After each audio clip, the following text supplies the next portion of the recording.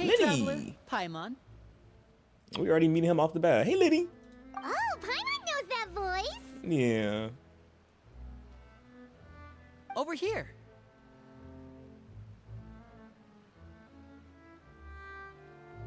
Liddy!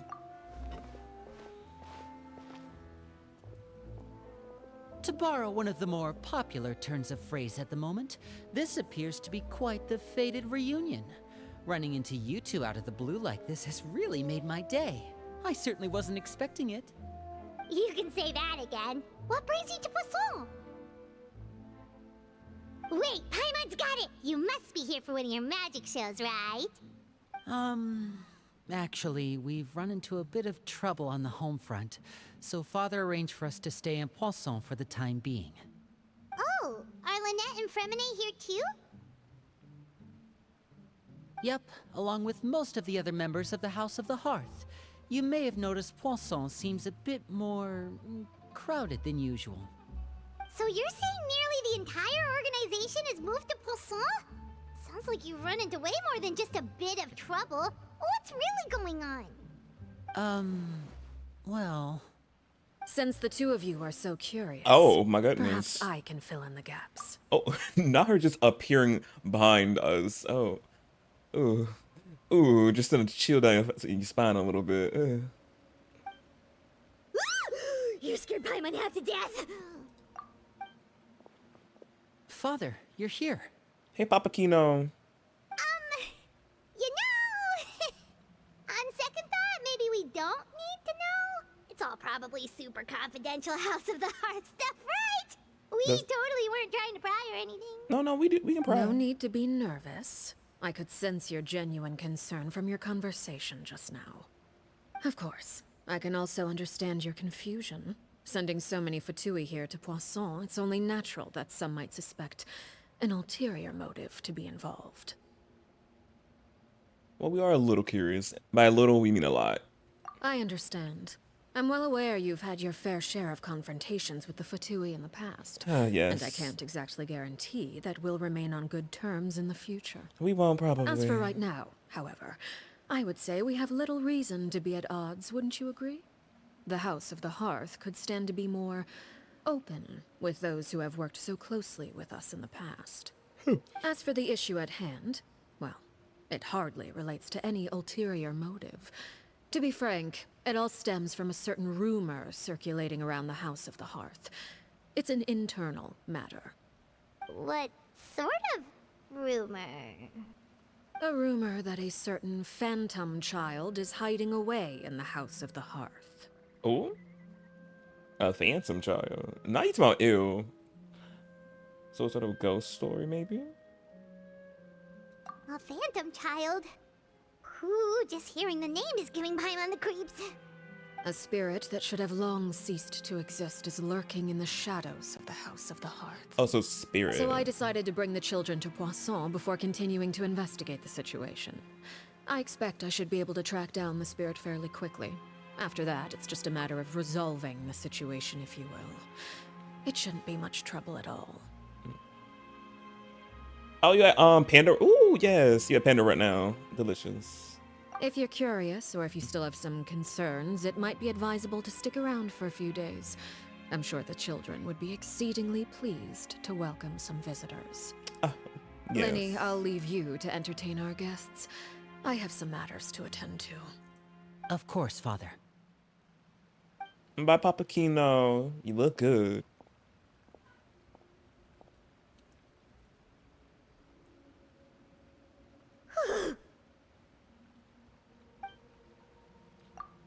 I can't help but feel during the conversation with the name. Now that she's gone, it feels like I can finally breathe again. Oh, she is intimidating. Yes, very much. But not saltine. What's about saltine, child? Nah, telling me why it should be.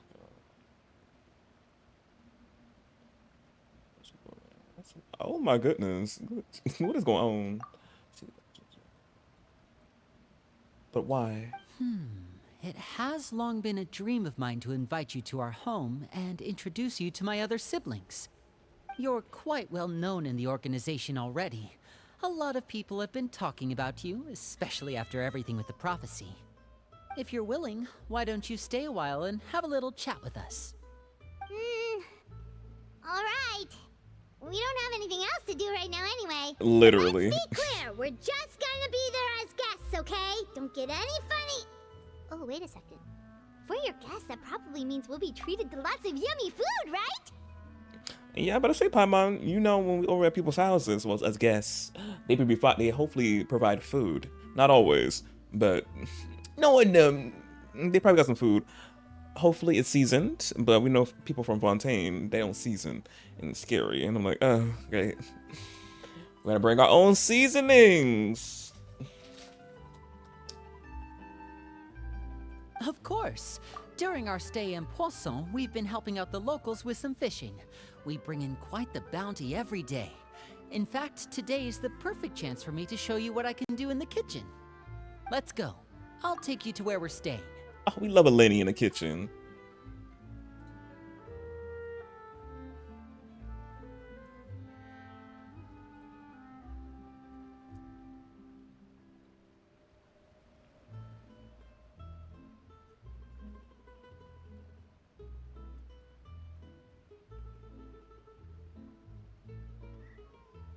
I'll touch her. She might have some leftovers. But 250, oh wow. But yeah, she probably might have leftovers with the...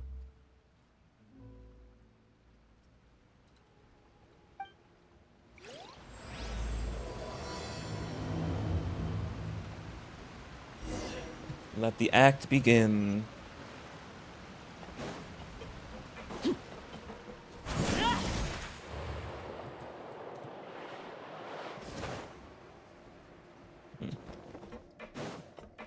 I gotta see what wing glider will be good on her.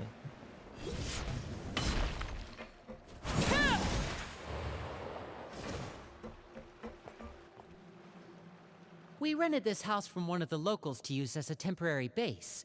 I'll come back later and tidy up a bit. After that, it should be all ready for you to stay in tonight. Awesome, thanks! So, where are we off to now? Well, when I happened to run into you two earlier, I was actually in the middle of distributing some supplies. With this many people staying in Poisson, we have to bring in outside supplies every now and then. I should probably make sure the rest of these provisions get delivered, otherwise people might start to get antsy. Okay, we'll come with! There are all sorts of rumors about your organization floating around out there. Paimon's not sure if she could even take a wild guess as to what's true and what's not. But now that we finally have the chance to see a day in the life of the house, we can take a good look at how you operate! Yeah. Well, you're more than welcome to come along. Just follow me.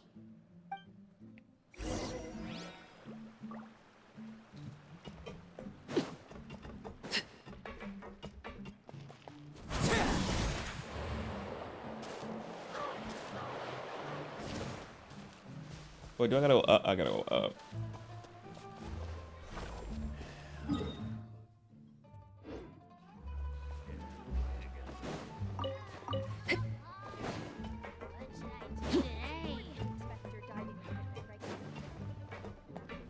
I get a...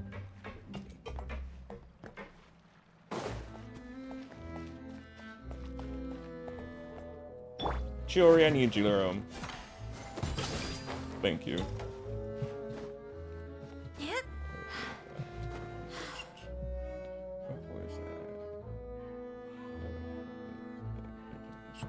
Who's glitch?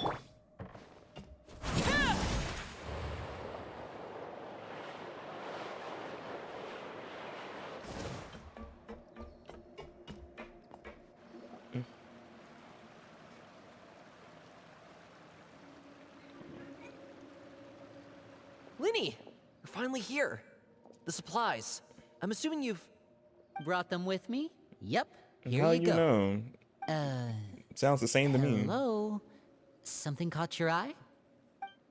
It's the Traveler and Paimon! Oh. No way! Come here, everyone! Hurry! The Traveler and Paimon are here!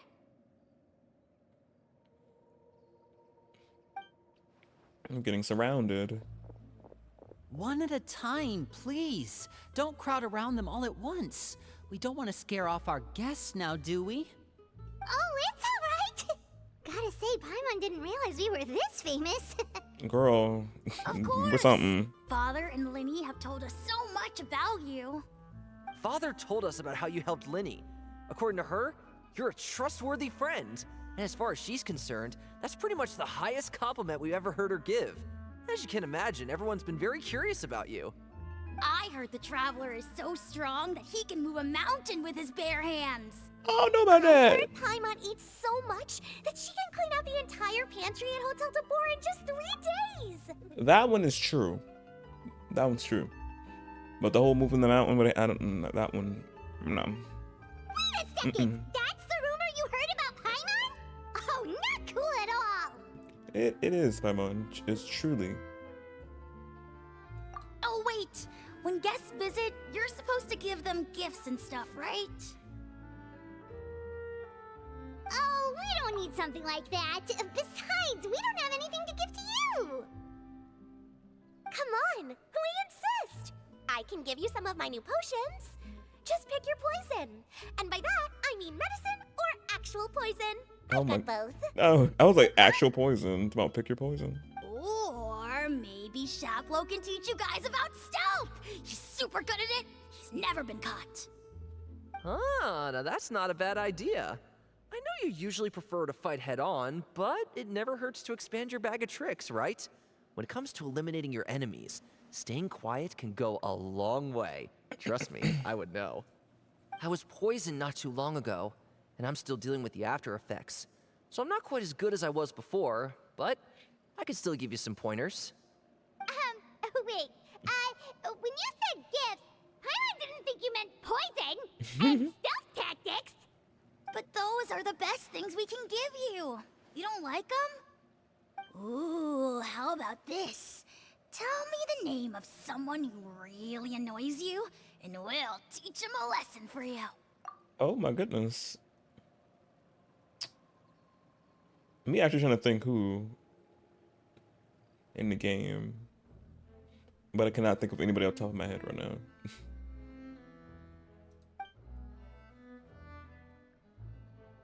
All right, Fold, Selwar. I think that's enough suggestions for now. When it comes to being a good host, it's the thought that counts. You don't need a physical gift to make our guests happy. In fact, pestering them with suggestion after suggestion might make them more annoyed than anything. I would say your enthusiasm has certainly gotten across. Really? Absolutely. We definitely feel the love. Awesome! It's been so long since we have had guests to play with. If there's anything you need, just let us know. Yeah, especially if it's poison or something. Girl, you and this. All sorts of potions for that. Girl, you and this poison. Oh my god. Well, we'll talk to you all later. Thank you for We the alert, still got Clutch. supplies to distribute. Get your Alright, see you panda. later.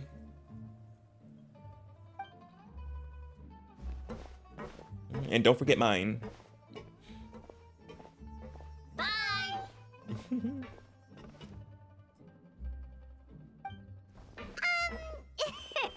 Lenny, about all that poison and stealth tactics talk just now. Scared you, did it? That kind of talk comes with being part of the House of the Hearth. When Foltz was really young, he strangled all of his family pets. Just out of curiosity.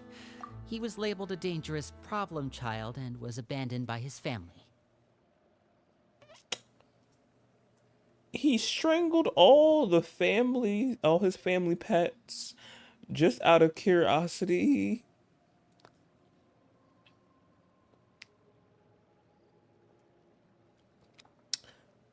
Do I have anything for this? Oh, I do. That's what she said. And you know what? What was that? Okay, James. Me still trying to process what Lenny said. Huh? He strangled all the family pets. Out of curiosity. Oh, God. Okay. Okay. I was saying we don't love that. We do not. Okay. Okay.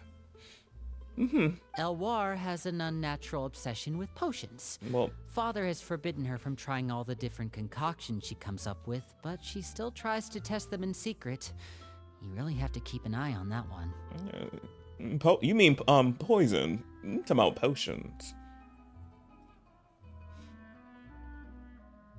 I'm a FedEx it to you. Thanks. But yeah, hers is not as much as was his. I'm like, excuse me? Chaplot is around my age. While I'm mainly responsible for collecting intelligence, he handles surveillance. He's very passionate about his work and has no reservations about taking on some very difficult missions.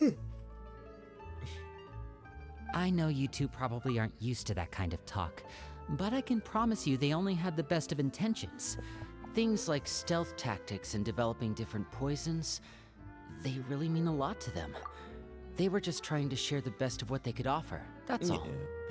Funny how he didn't talk about the best interests of little Sir strangling the pets again. I'm like, you want to squeeze that in there to make it light and fluffy? The other ones, yeah, they do sound, but him strangling the pets, that one, I'm concerned a little bit. But I guess you can probably use that in the House of the Hearth. So I'm like, yeah, use his abilities for decency, probably.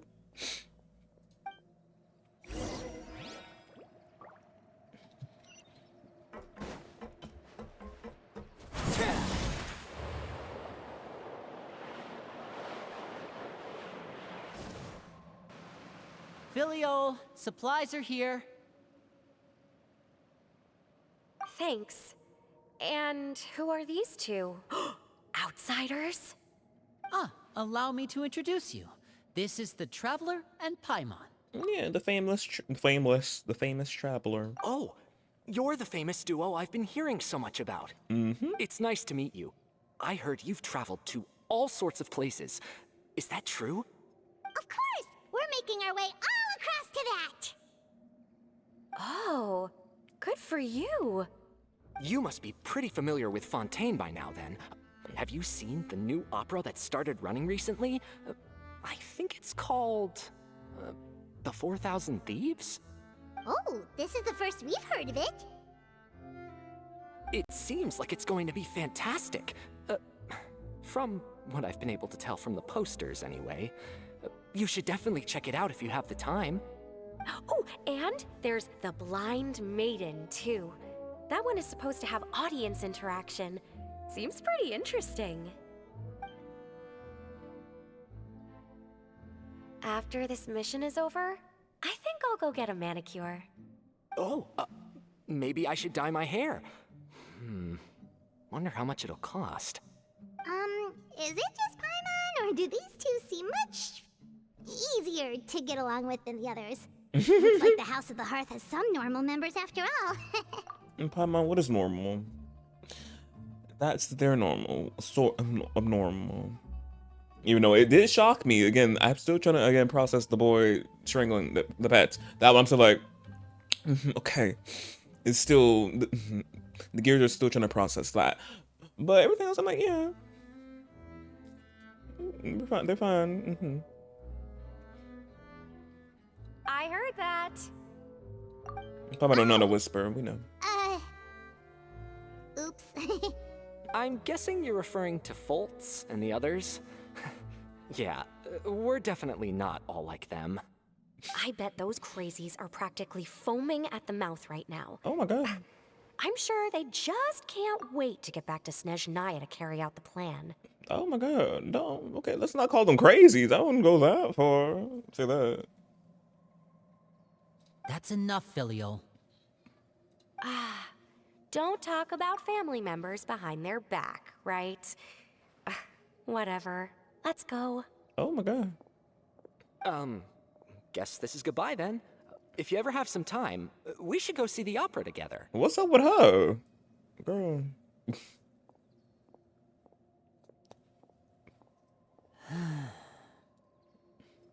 Well, that's it for the supplies.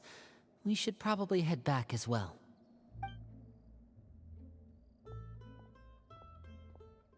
Is that the boy Well, that... they didn't seem too happy with each other. Seems like there could be something more going on here. And we know we gotta be nosy and see what it is, because we again, nosy, we love it. But again, we always get just wrapped up in stuff every time.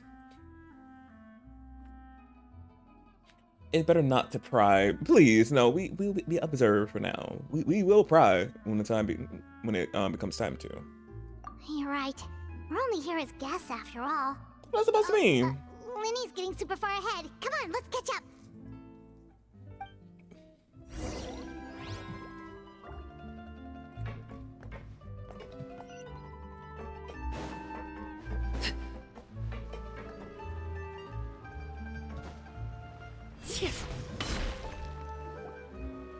So, what do you think of the members you've met so far?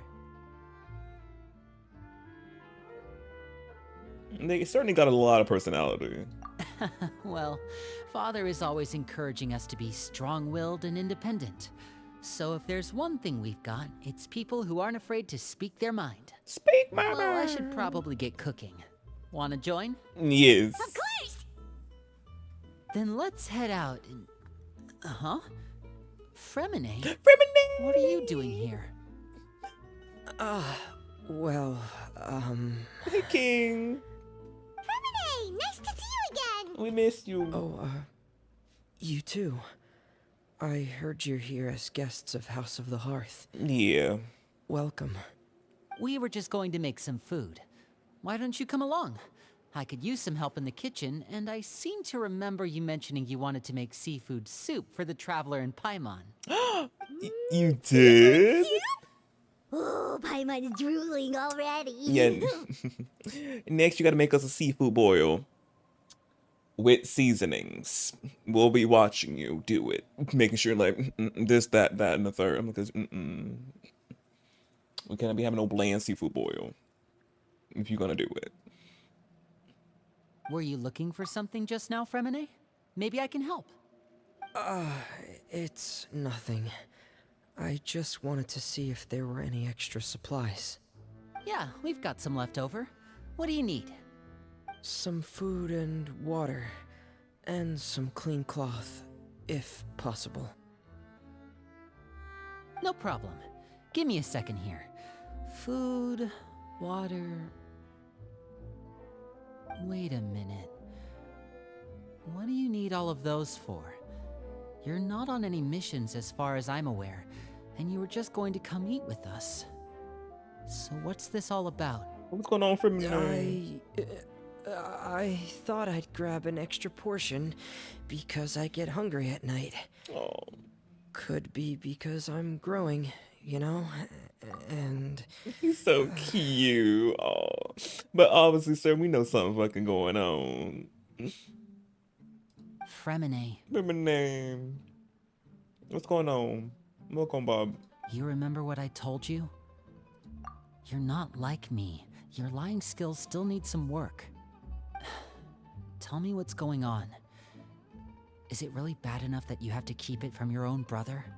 Maybe it'll be better if we gave them some space. Come on, please. No, we are close enough that we can hear their conversation together. This is the first time I've seen that kind of look on your face. Whatever happened, does it have something to do with Father? Oh. yes. Just follow me. Okay. Yeah, Paimon time out. We should give them some. Girl, no. We should listen more. We are close enough with the both of them, so it's fine.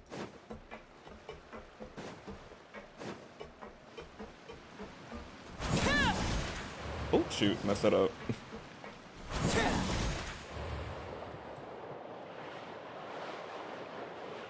With ease, so fast. Wait, where are we going?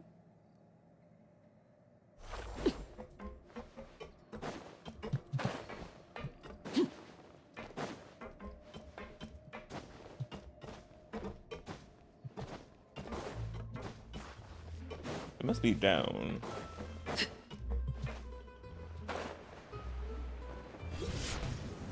Yeah. You're back! Oh, and you've brought some friends with you this time. Hello, my name's Linny. I grew up in the House of the Hearth. And you are? Hi, Linny. I'm also a child of the House of the Hearth, just like you. You can call me Clairvy. Clairvy? Clairvy, yeah. It's nice to meet you. Does that name ring any bells, Linny? No, not at all. That's not a name we have on our roster, I'm sure of it. What I'm not sure of, though, is how she managed to sneak in. She must be the phantom child Father's been searching for. From the looks of it, I'm guessing you were the one that found her, Fremine. You, haven't told Father, have you? No, I haven't told anyone. I've just been keeping her hidden. For how long? About A month. half a month now. So ever since we got to Poisson, then. Do you have any idea what you're doing?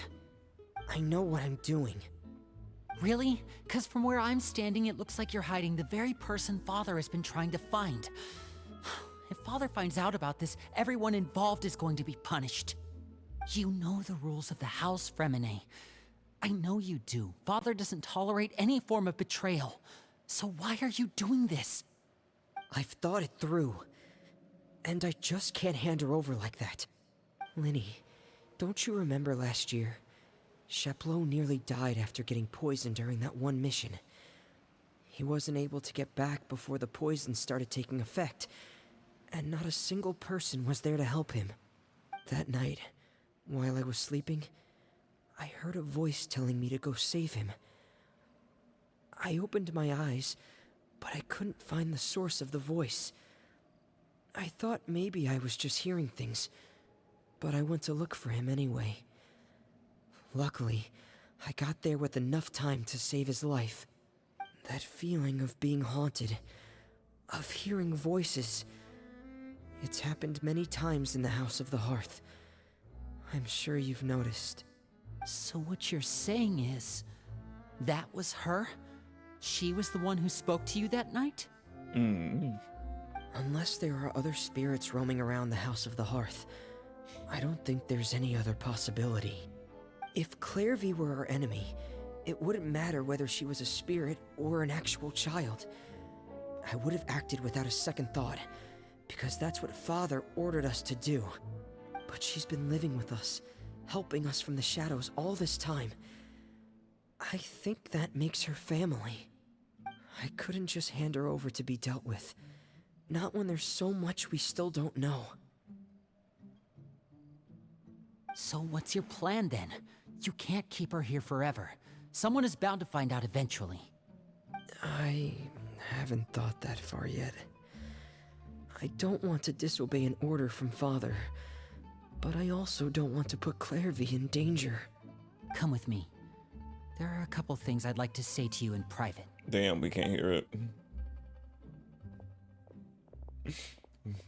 We ain't that close? That close? Okay. Those two sure care a lot about each other. They do. Well, they got a funny way of showing it. From where Paimon was floating, it sure seemed like they were about to bite each other's heads off. No way. They have a really deep bond. Yeah. I could tell right away, because I also have a friend like that. I just don't know how long that kind of bond can last. What do you mean? The darkness in the house runs deeper than you can imagine. No one can get out alive. I'm sorry, Linny. I really didn't mean to drag anyone else into this. Oh really? You didn't mean to? 'Cause I for one wish you did. Huh? What do you mean? You know, when we were younger, you didn't call me Linny. You called me brother, just like Lynette. We grew up together, the three of us. We were all orphans, all rescued by Father. Of all the siblings in the House of the Hearth, I think our bond was the closest. later on, when you started calling me Linny, I wasn't actually surprised. After all, Lynette and I are related by blood. We've had to depend on each other to survive long before we joined the house. Yeah, we still wondering how Lynette got the cat, like how she got a tail and the ears. We still wonder that part because they're blood related, and he don't. That's still question marking. But Linny, The darkest and most difficult moments of my life happened before you and I had ever met. I'm sure that's true for you as well. Even so, Fremine, we've stood by each other for all these years now, and to me, that means more than blood. You and Lynette are the most important people in my life. No one can replace you. So I won't let you face anything alone. Not if I can help it. oh, my heart, yo. Oh. I wasn't ready for the tissues. I don't have any. I got napkins. Oh, looks like things are getting kind of heated between Linny and Fremine. Maybe we should go check on them. Girl, they fine. Oh, it's raining. I should put my clothes away.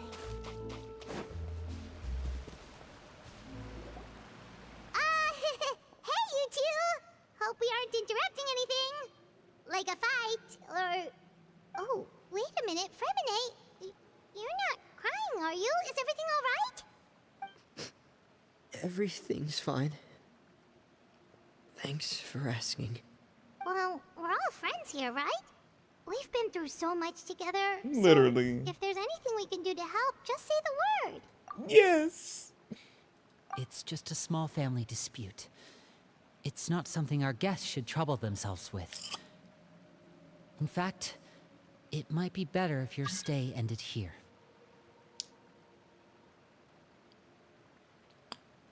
Excuse me, we are more than just a guest. Again, you didn't hear the whole spiel Paimon just said? We've been through legit the whole arc of Fontaine, and that was a whole thing in itself. Like, it go beyond. What are you getting at, Traveler? When guests are around, families are often on their best behavior. And any disputes are less likely to escalate. That's what you're trying to say, isn't it?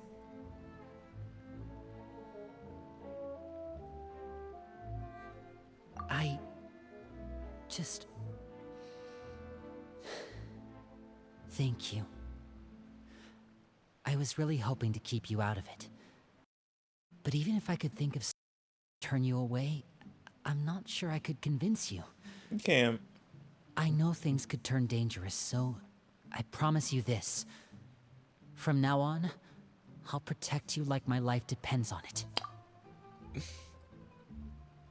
Thank you, Lenny. But I don't know why his voice cut out. I don't know if it was on my end or it was the game, probably. I did drop a little bit of frame, so probably because of that. But oh, Lenny, he's our protector. He's our bodyguard. Me too. Oh, and feminine. Well, back to the matter at hand then. If we don't plan on handing Clairvy over to Father, then our only other option is to solve the mystery of her identity before Father is able to track her down. That means finding out where she came from and what she's doing here. Then we can send her on her merry way and pretend like none of this ever happened. I've tried that already. And? And... nothing. I tried taking her somewhere really far away, but... after some time, she just reappeared. She even came with us all the way to Poisson. It seems like wherever the house is, she follows. I don't know much about spirits. That makes sense. Do you two have any ideas? Let's see here. Paimon remembers hearing something like if you fulfill a spirit's last wish before they died, they'll let go of whatever's keeping them here and return to the ley lines. Oh, it's just that Paimon doesn't really remember where she heard that, so it's not guaranteed to work or anything. Well, sounds like it's worth a shot. What's happening? Guess that means we should go ask her about her wish. But first, Fremine, I need you to promise me something. What is it? I need you to promise me that this will stay between the two of us. We're the masterminds behind this whole thing. No one else gets involved. Can you do that for me? Of course. I promise. All right. Then let's seal the promise just like when we were kids. Fist bump on 3. Oh, fist Ready? bump. 1, 2, 3. I swear. Lynette! Queen. She just popped out of nowhere. Where's she? I was like, we seen a little flash screenshot. I was like, yeah, it's funny how y'all doing this without Lynette. And like, she appeared. Whoa! Lynette! But what a surprise! What brings you here, dear sister? Her face. I love it. And, when exactly did you get here? Not that. That is so cute when he did that.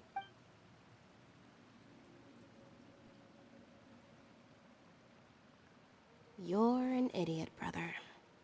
And you too, Fremine. I'ma hydrate Gina. You 3, Traveler. Oh my and you God! 4, Paimon. Okay, I'm scared. She can't. She's coming for us. I'm sorry, Lynette. Wait, what did we do? I've seen Clairvy around the House of the Hearth before. I hadn't seen her in Poisson, so I figured she must not have come with us. But it turns out you were just hiding her. I heard you talking about your plan. Rather than steering clear of the situation, I'd rather fully join in.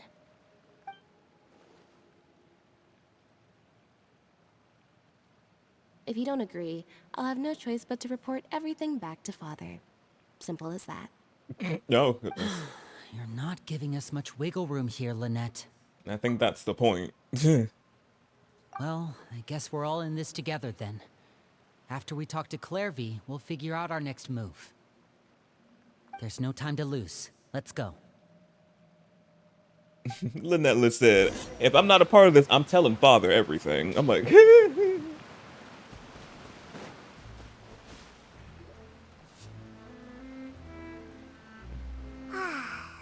full. Thank you for bringing me this food, you guys. oh, that looks good. She said she's full, but the food doesn't look like it's even been touched. She's a spirit, Paimon. That's right. Based on what I've been able to observe, it doesn't seem like Clairvy can interact with the physical world at all. Still, when she's presented with food, she'll always linger around it for a good little while.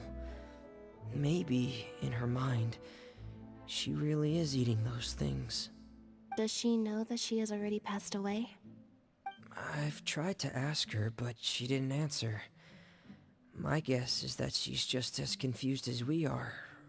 Or maybe she couldn't understand the question at all. Clairvy, if you've got some time, I'd like to ask you a few questions. Sure. Oh, another new friend. Hi, I'm Clairvy. Hello. Clairvy, how did you join the House of the Hearth? Huh? Isn't it the same for everybody? The knave brings you here and then you can't leave. It's just that your name, it's not on the roster. And I've never seen you before. The roster? Oh, I get it now. I think there might be some things you don't know about this place. The people in charge, they're not as nice as they look. They say they keep a roster, but it's not complete. There are a lot of people who aren't on it, and never will be. In this house, some people are family, and other people are just test subjects. Those kinds of people aren't ever going to get a place on the roster, unless it's the roster of people who've been executed. Wait, does that mean the name... She...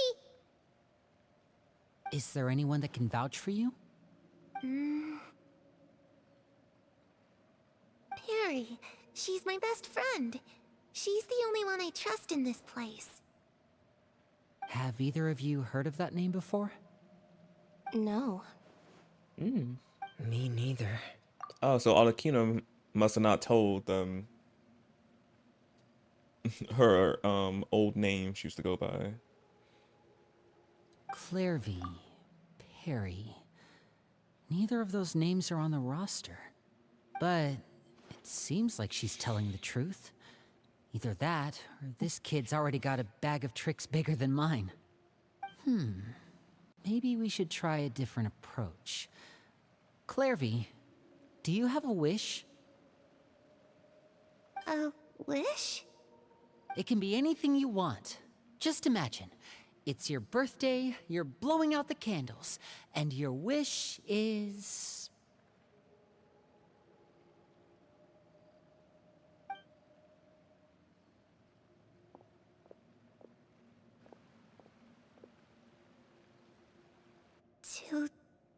To go outside. She Where says the she... sun can find me. That's... it? Well, that sounds easy enough. I was about to say, but I was talking over her and I was like, oh, let me stop. I was about to say she wanna go outside and touch grass. Okay. We love that for her. The darkness in the house runs deeper than you can imagine. No one can get out alive.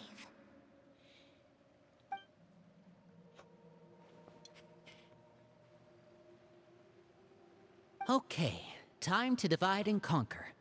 Listen up, I've got a plan. I'll try and find a way to use basic illusory magic to take Clairvy outside and bring her somewhere with sunlight. Lynette, try and find the list of executions that Clairvy was talking about, and see if her name is on it. Fremine, you stay in Poisson. We can't be the only ones who've had run-ins with Clairvy. I need you to collect intel on everything she's said and done. Understood. I'll try my best. What about us? What should we do? I really appreciate your willingness to help, but this is a family matter. I don't want to drag you in too deep. Lenny! It's too risky. We already been through this rodeo. We already in it. Let me think. Since Father considers you to be guests, maybe you could stick by her side for a little while. Oh my god. You don't need to do anything except keep up some nice, casual conversation. We gotta, well, it makes sense. It's her story quest. Who's gonna be with the knave? Ah, Paimon gets it. You want us to distract her. I'll give you a magic bird. If Father suspects something, all you need to do is release it when she's not looking, and it'll alert me that something's wrong. Okay. Of course, that's only as a last resort. If Father doesn't seem to notice us, there's no need to make contact. We'll reconvene here tonight after all's said and done.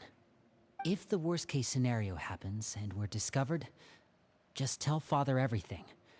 We're not going to let our guests get punished for our own actions. That's where we draw the line.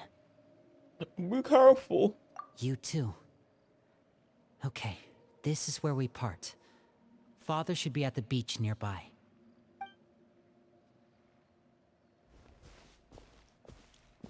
I really hope this goes well. No, it has to go well. That's the only way this can get resolved. Okay. Let's go hang out at the beach with Father. She gonna be loving our company. It's funny, she probably might just know what's going on. And probably just pretending like she don't know. Cause I'm like, I don't know if y'all could just hide something from her like the without her. I'm like, she feel like she would be already known. Ooh, I did not mean to click that.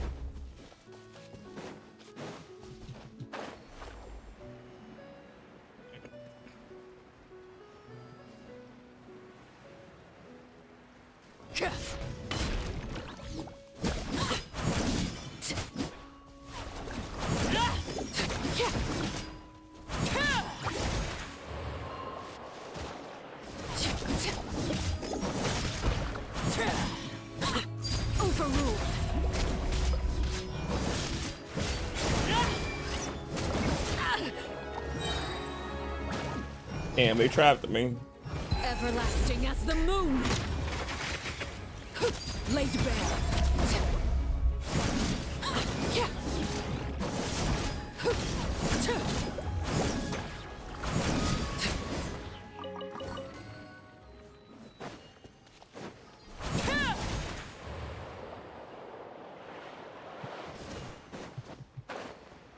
Oh, Tartaglia. Child. He's here. It's the knave and child. Oh wow. Hey, aren't you supposed to be in Snezhnaya recuperating? What are you still doing in Fontaine? Oh, it's you two. I didn't expect to run into you here. Sound like you still do need to recover, child. I was unconscious for quite a while after the fight in the Primordial Sea. After I woke up, I realized I was being taken back to Snezhnaya, and well, I couldn't have that now, could I? Not when I've still got unfinished business here in Fontaine. So, I mustered up all my strength and made the journey back on my own. Of course he did. What sort of unfinished business are we talking here? It has to do with Skirk, my master. I really wanted to meet up with her, but by the time I got back, she had already left. I still have so many questions for her. Without any other leads, all I could do was ask the knave to help me track her down. She must have left behind some traces from her time in Fontaine. Oh, okay, so have you found any clues? Unfortunately, no.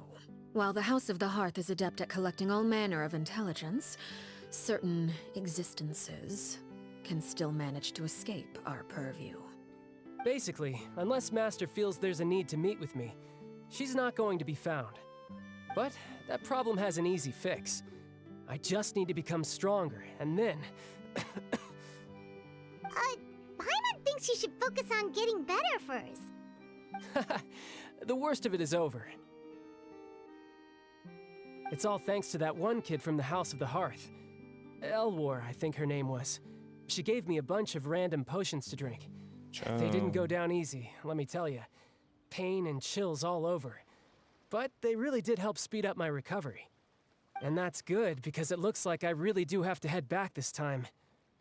The old man's been putting the pressure on me. He sent someone to tell me I'm needed for some sort of project. Project Stuja? Yeah, that's the one. I heard Regrader's involved too.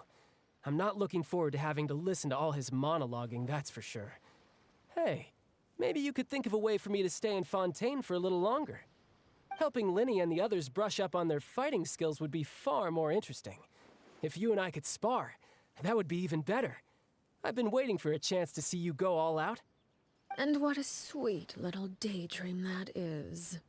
But I also have a role to play in all this. I'll be leaving Fontaine shortly as well. Besides, considering how little they see fit to step outside the homeland, being called on to return to Snezhnaya by such illustrious dignitaries, what a great honor. Wouldn't you agree? One I could do without, I'd say. Is it just Paimon? Or does it kind of seem like they're...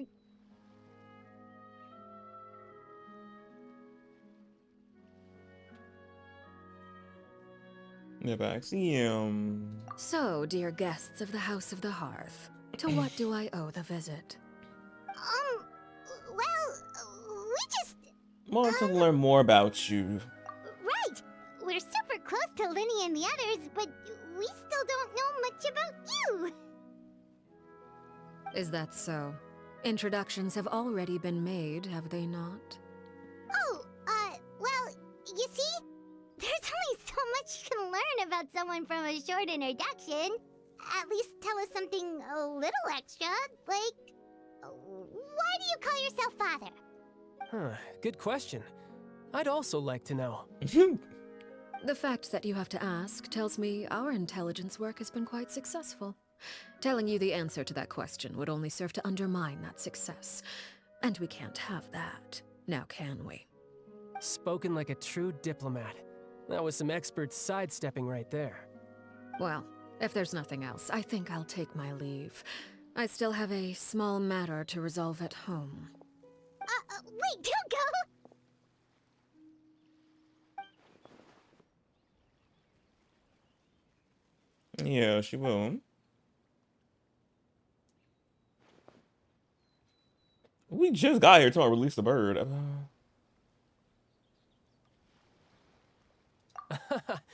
I'd also like to hear the answer to this. Of course. I've met some of the members of your organization, and they all seemed like really good kids.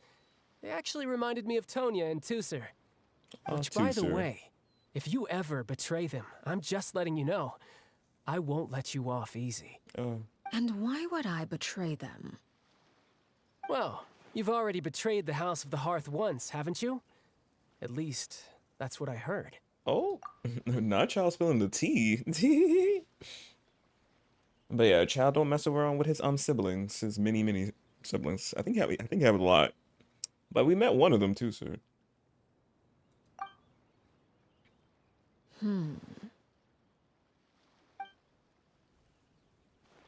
Okay, I admit.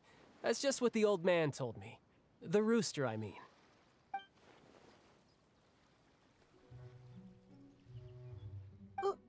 Wait, did you really do something bad to those kids? Never mind what I've done. I'm more curious as to what the mighty rooster had to say. Care to enlighten me? Well, nothing much.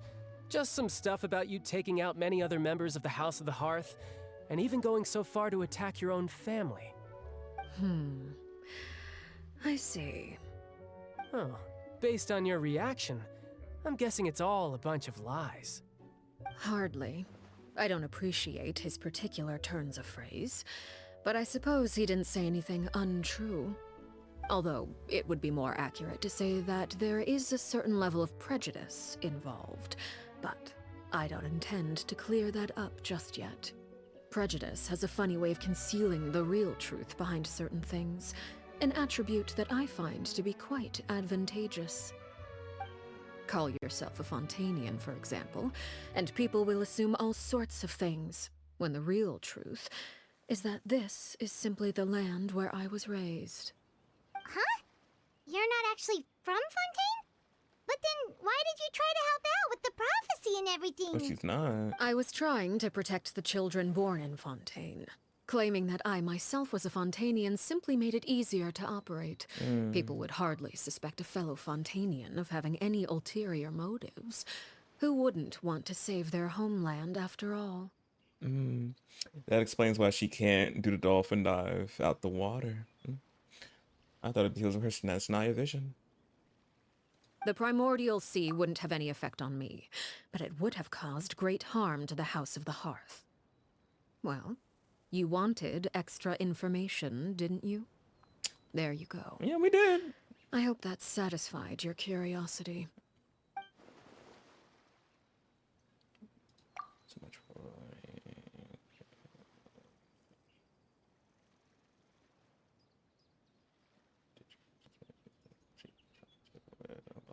Yeah, she is trying to avoid him. You stayed in Fontaine for the kids. I guess I was wrong to believe you'd betray them. Apologies. Looks like I was holding on to some prejudices myself. Good. Like I said, I like it when others have misconceptions of me. Actually, while I was recuperating at the House of the Hearth, there was something else that really caught my attention. I heard that members always resolve disputes and arguments with a friendly spar, and the loser has to back down. Seems pretty cool if you ask me. Of course you do. Would also give them plenty of opportunities to hone their skills. Well, that's only a recent development. In the past, such spars weren't nearly so friendly. The losing party would lose everything, Even their including life. their life. Of course. They were that high stakes? Whew, at least that's not a thing anymore. Well, the current atmosphere's not half bad. I'm a bit jealous, actually. You've got so many family members around you, and you even get to live with them. Having a lot of family around means dealing with a considerable amount of bickering and scheming. Once Tonya and Tusser enter their rebellious phase, I'm sure you'll understand. Just imagine. Tusser becomes obsessed with plucking out strands from the rooster's mustache, or Tonya decides to dye her hair 42 different colors. 42, damn.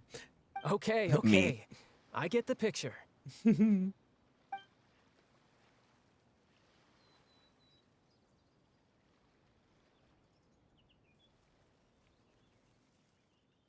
Well, would you look at the time?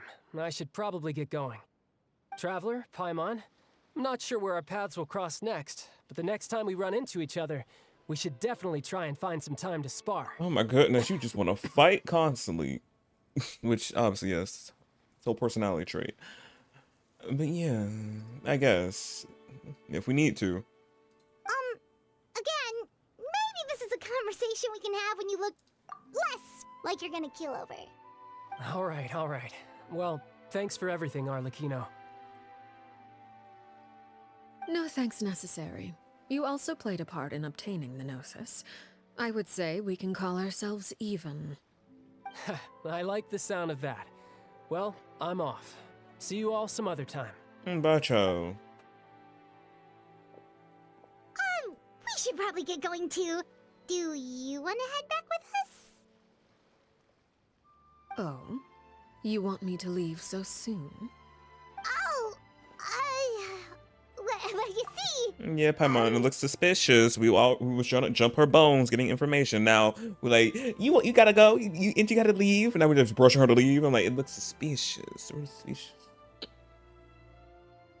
I'm rather enjoying the evening breeze. If you don't mind, I think I'll stick around for a bit. I have some things to think about. Apologies for not attending to you like a proper host. Please forgive this slight. I do hope you'll have a pleasant stay. We managed to keep her distracted until nightfall.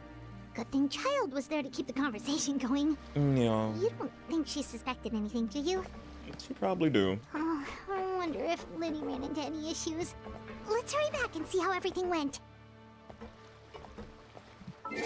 Let's get a photo with Twin. Where? Here it is.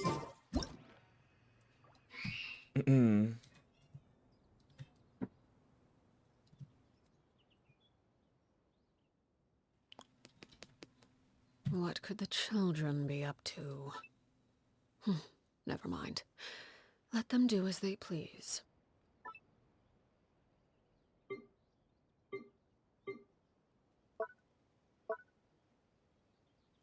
Almost the same pose right there. Yes.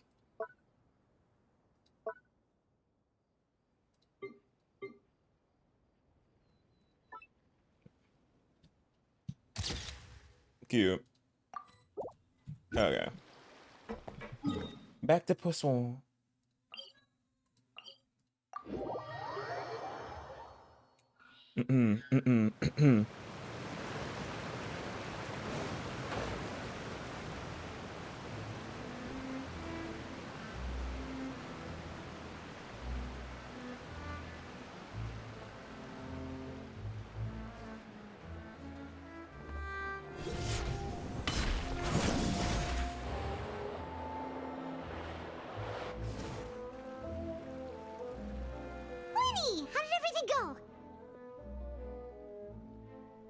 Well, long story short, we ran into a small issue. Clairvy can't go into the sunlight. Oh, what do you mean? Everything was fine at first. She followed me up to the surface just like I told her.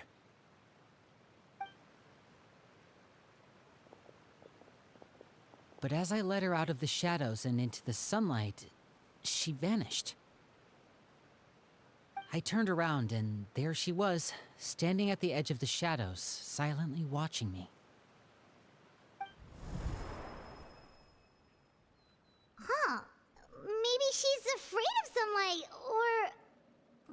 it wouldn't be your wish if that were the case. Well, we could always try pushing her into it. Oh my god, no, you sure pushing works on being. Oh, true. Yeah. I've pretty much tried it all already. Nothing worked. Eventually, the sun went down, so all I could do was bring her back here. How did it go with you, Lynette? Good. I've got the list. It's right here. Really? Well, what are we waiting for? Let's take a look!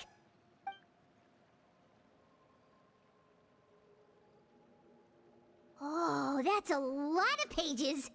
Oh, it's gonna take forever to get through it all. We can each take a section. Here. Oh, we love a dividing and conquering. La Pouillade, Landois, Chambert, Horaire.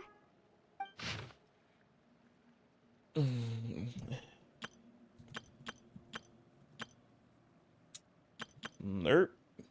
Oh, yikes. That Horaire guy has a huge scar on his face. He's kinda giving Paimon the creeps. Paimon, you can see Risley scars? Like, child. We've seen bigger and longer scars than his. I've met him before. The scar is from an injury he received during a mission. I still remember him joking with me about it.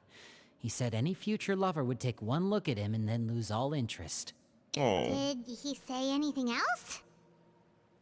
Well, I asked if there was someone he was interested in.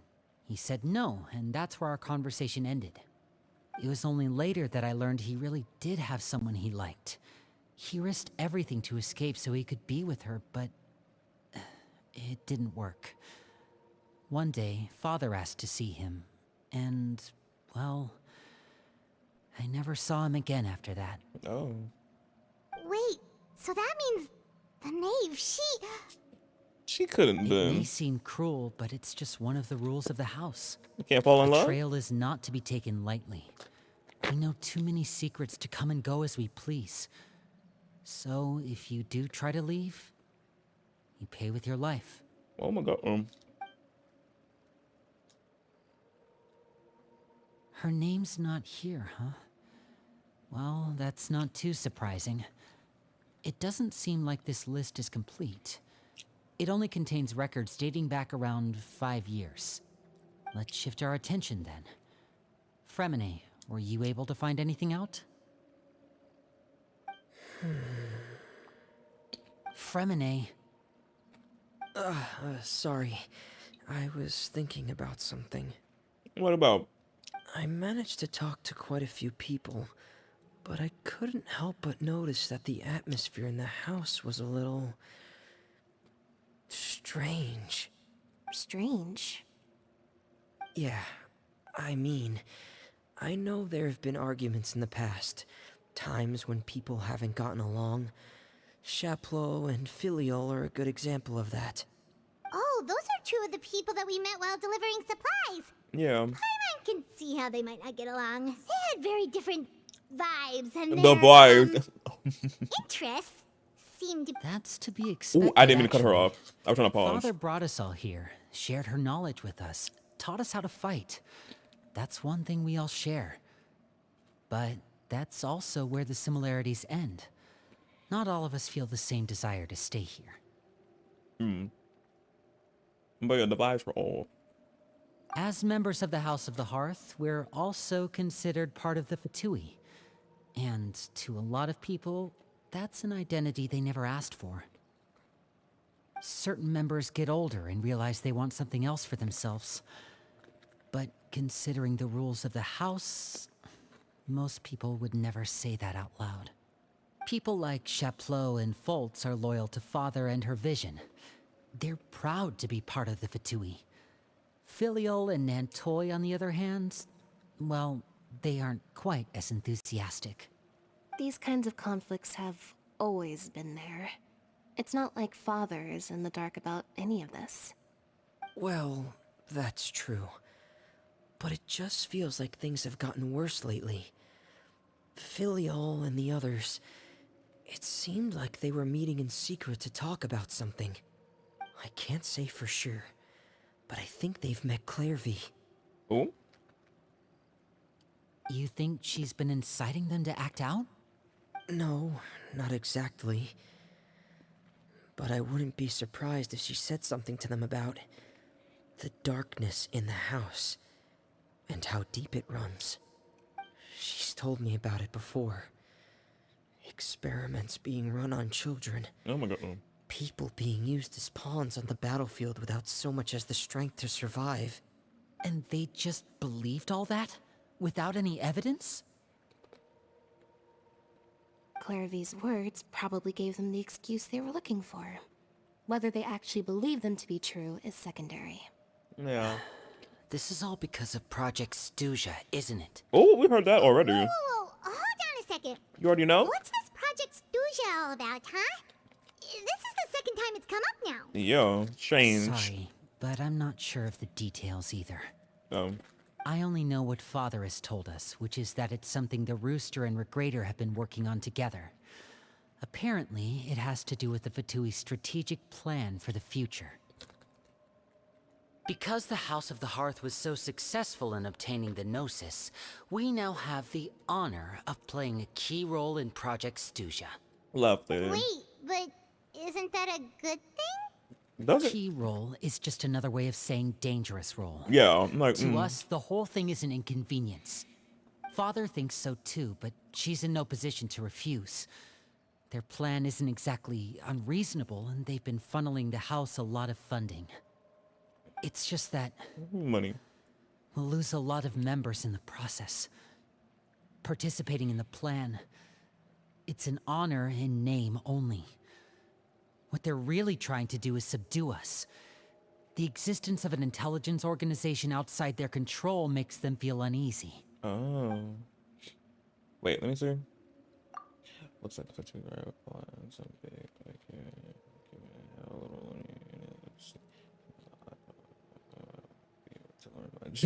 Yeah. I should keep a sharp eye out. My future to see what I can learn. Yeah. Okay, super complicated top secret Fatui business aside, what does all of this have to do with the conflicts you were talking about earlier? Paimon doesn't get the connection. Yeah. External pressure has a way of exacerbating internal strife. You can't overlook the power of fear either. People are afraid of dying, and that fear is often the impetus for a lot of stupid decisions. I thought resolving the Clairvy situation would make everything go back to normal. Nope. But it looks like things are more complicated than I thought. If we leave Filiol and the others to their own devices, sooner or later, Father will be forced to take action. We can only focus on one situation at a time, brother. No. You're right. Even if we confront Filiol and the others, it won't do any good. Yeah. It might even make matters worse. We should focus on Clairvy for now. Well, it's getting late. We should head back and get some rest. We'll try again first thing tomorrow. Lynette, you stick with me this time. Fremine, keep a close eye on Filiol and the others. Make sure they don't do anything they'll regret. Good work today, everyone. Have a good night, and I'll see you tomorrow.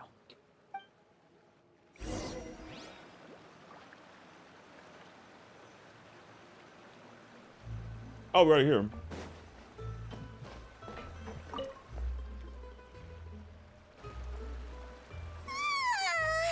Oh, I'm always looking forward to an early night, but she can't sleep at all. Hey, you don't think the Knave will be too angry with Lenny and everyone if she finds out about all this, do you? She's even scary when she smiles. If she were to actually get angry... Ooh, you have to protect Paimon if that happens, okay, Traveler? No problem. We protect you this far. We got you. You can just hide behind me. Trust is ever, Traveler. She's on the move. Look over there. Clairvy. Quick, up with her before anyone sees.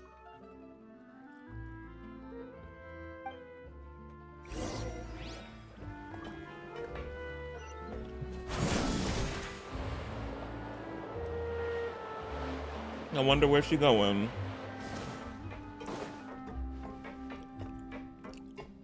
Over there.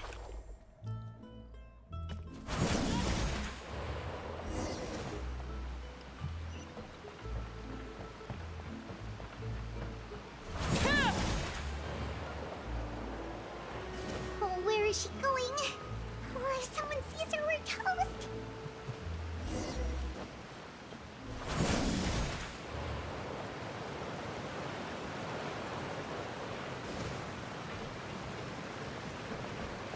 I gotta wait till my stamina to come back up.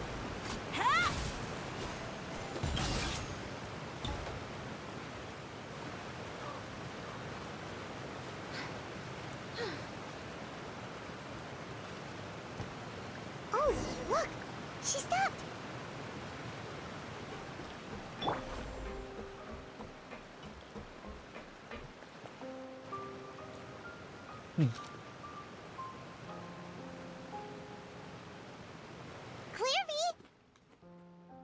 Shh. I opened the window while no one was looking. Look how pretty the outside is. Window. If only I could have more than this. You probably think I'm being silly, huh? All this hopeless resisting. It's better to dream of what I could have than try to make it a reality, right? Please, help us get on the same page here, Clary. Clary, I feel Clary. You know. Clary. Can you do that? Sure. Although, after you hear all this, I think you might regret that decision. Everyone in this family is nothing more than a tool. Something to be used and exploited. Yeah. We're all expendable. Including me. As long as you're useful, you get to stick around. Lose your value. And you're handed over to the doctor, experimented on, Oh my god. and given a fate worse than death. I've seen it happen again and again, and I've had enough. Yeah, I'm with you. Not the doctor. Dottore. You're saying the knave did all that? It's just, that doesn't seem like something she would do. She's scary and all, but it seems like even she has lines she wouldn't cross. I knew you wouldn't believe me. Everyone thinks she's a good person. They all think of her like a real mother. And that's where she gets introduced. Mother. The old She doesn't deserve that title. knave. She's disgraced it and tarnished it. And if I had things my way, I'd never see her again. If only Perry were here, she'd understand. Perry. There's that name again. Also, Paimon's getting a strange feeling. It almost feels like she's not really here with us. Paimon can't tell if she's actually talking to us or if she's mistaken us for someone else. Mm-hmm. Exactly.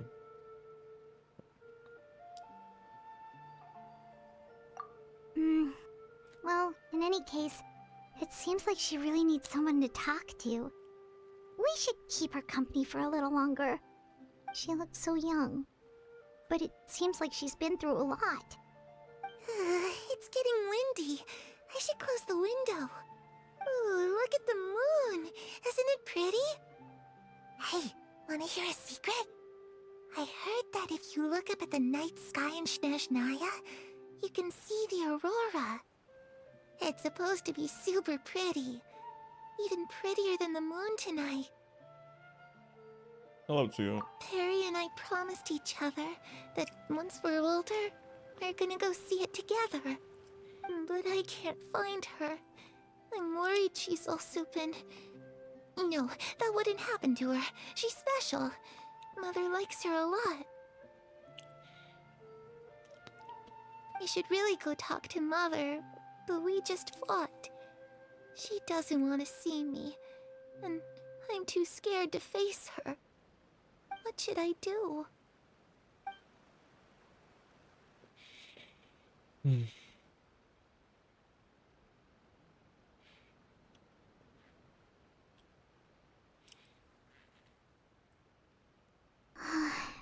Paimon really doesn't understand what's going on with her. Well, let's head back. We've got an early morning tomorrow. The night passes. All right, looks like we're all here. Let's go ahead with the plan. Before we do that, Oh? What is it? have the name and the doctor ever worked together? What makes you ask that? Well, we kinda ran into Clairview last night. Clairview. And that's what she told us. We met the doctor back in Sumeru. Yeah, it wasn't cute. Super dangerous. Yeah. And he's done all sorts of bad things. Bad things. I'm about to say bad things to you, quoting the song. But no, not to you, but to Collet. And who else? There's some other people he did something to, but the most that we know of is he experimented on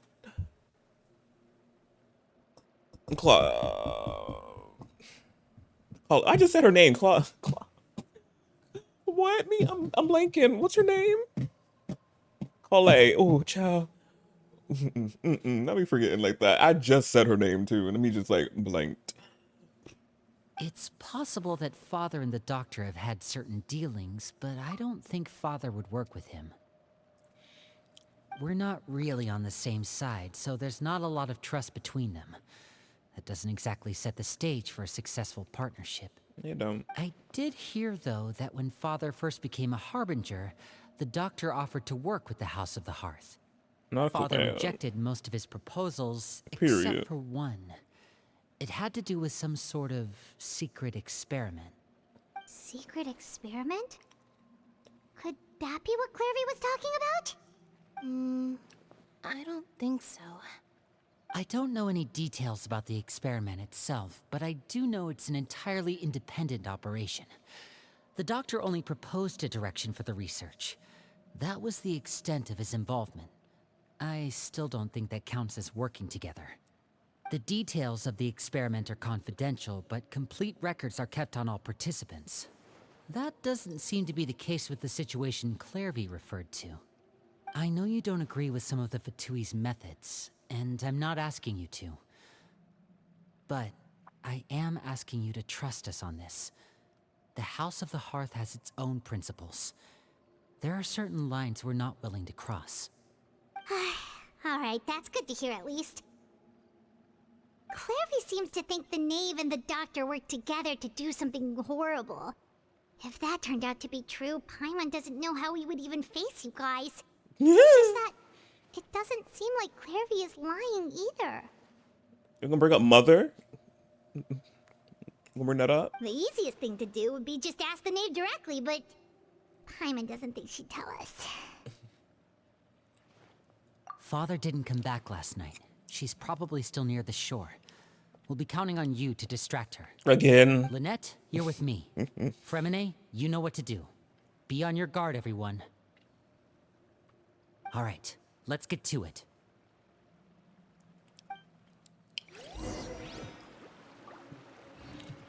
I'm surprised we went into Navia. No time down here. She must be off doing something important. Where are we going today? Let's try somewhere further away this time.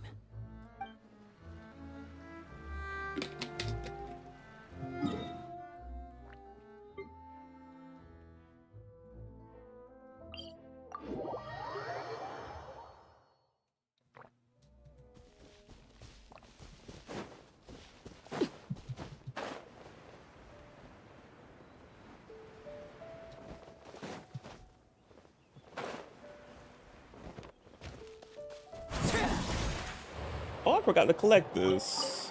There we go.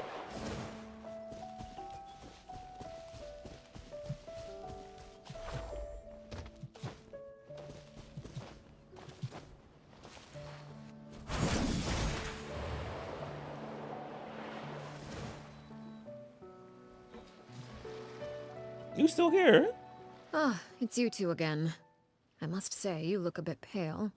Did you have trouble sleeping last night? Paler than usual? A little. Always pale and pasty. Perhaps if you had less on your mind, you'd be able to absolve yourself of such troubles. So what are you planning to do now? Catch up on some sleep? Or should I give you some time to rack your brain for a topic to discuss before I ask any questions? Although I must profess to being curious. Without child here, how do you plan on distracting me? Girl, we ain't distracting you. Like I said, I already knew. She knew. Yeah. What you talk about, girl? Please. Us? Distract you? A good one. But no, we were just here for a chat. Girl, no. Looks like you could have used some extra time to think. Literally. No matter. If you don't have any other plans, why don't you accompany me somewhere? Don't worry. I'll be sure to steer clear of any scheming children. The ocean breeze is sure nice today. Why are you doing, girl? So you know everything then? Yeah, I'm like, girl, I already know she fucking knew. Children always think they can hide things from the grown-ups. But nothing gets past me. Yeah. Least of all a little scheming. I think I'll let them have at it for a little longer. I can be very patient. Well, I'll leave you to think things over. If you're so inclined, meet me outside the Palais Mermonia. Good things come to children who do as they're told. So I do hope you decide to tag along. If only for your friends' sakes. What should we do? Girl, honestly, go. She clearly knows about everything we've been doing, and Paimon doesn't think it'd be a stretch to say she was threatening us just now. Like we didn't have bigger threats. We should release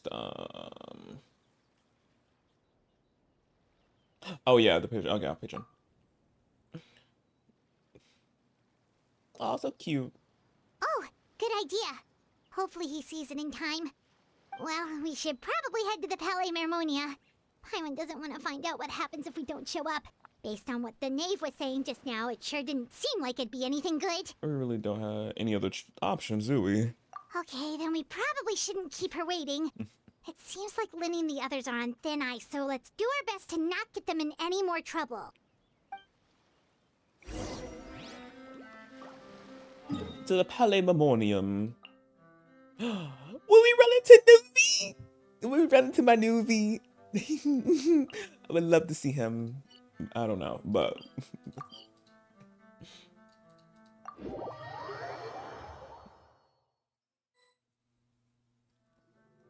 Seeing as we still have some time before my meeting, we might as well enjoy some pleasant conversation while we wait. A meeting? I'm glad to see you get along with my children.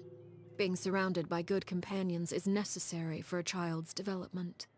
You're not planning on doing anything to them, are you? I assume you're referring to Lenny, Lynette, and Fremine. Girl, who else? The NPCs? Although, there's that situation with Filial and Nentoy as well. Oh, yeah. It appears quite a few people have been acting out lately. No matter. I'm not one to discriminate. All those who betray the house meet the same fate. There are no exceptions. She said if you're playable or an NPC, you still gonna get it. Oh. Does that mean you're going to kill them? No. Oh, are you here to beg for their lives? I'm sorry to disappoint, but the rules of the house change for no one. In my organization, everyone is responsible for their own actions. But don't you care about them at all? They really respect you. They even call you father. You must feel something for them. Any organization in which feelings come before principles is one destined for ruin. The House of the Hearth is hardly an exception. You could say our principles are more stringent than most. Perhaps I can offer you this consolation at least. As our guests, you two will not be held accountable along with them. There's really no other way to solve the issue. I would imagine Linny, Lynette, and Fremine will be able to keep their lives. As for Filion and Toy and the others, I'm afraid there's little I can do. They can try to escape, but once you know our secrets, there's no getting out alive. Oh, goodness gracious. But that's awful. Ah, you seem concerned. Out of consideration for my guests, I suppose I could turn a blind eye for a little longer. If Linny and the others manage to dispose of Clairvy in the meantime, all evidence of their wrongdoing will be lost. In that case, I could hardly punish them for something I couldn't prove. If their efforts are unsuccessful, on the other hand, all will be held accountable. And the punishment will be severe. Oh god, it's a deal then. We hold you up to it. Of course. Oh, and here, I believe this belongs to you. Do try and keep better track of it next time. I had a sick inkling that she caught it, or she would like shot it down or something, but we couldn't be that harsh to some extent. So she just captured the bird. I had a feeling she did something to the bird. I'm like, I know she know about the bird too, right? She did.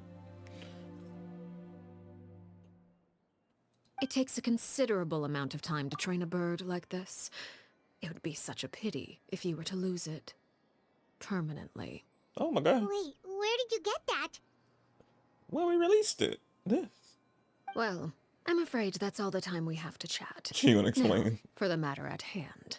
What's the matter? I asked you to meet me here because I have business at the Palais Mermonia. But It has who? nothing to do with you, but I think it would For be once. prudent for you to stick by my side for the time being. There will always be time later to run off and tell Linny what you've learned. Well, time to go. Looks like we wrapped things up just in time. Oh wow.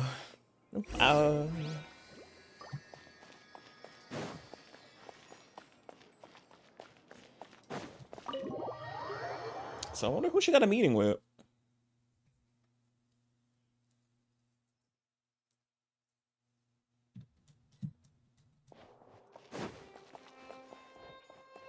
It is Nelly. I want to see my boy. I know who offered this is. He's right there. Hey, Novi. He gonna love to see us.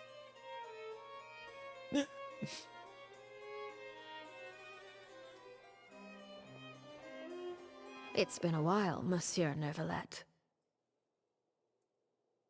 I must say, I wasn't expecting my meeting request to be approved quite so quickly. The Palais Mermonia operates with an efficiency worthy of admiration. It is only right that an esteemed diplomat such as yourself should be afforded the proper level of respect. Yeah, it seemed like it would get pushed ahead of all the other ones since she's a diplomat, you know. Although, if I may speak plainly, I must confess that I did not anticipate we would have the occasion to meet again after presenting you with the Gnosis. Literally.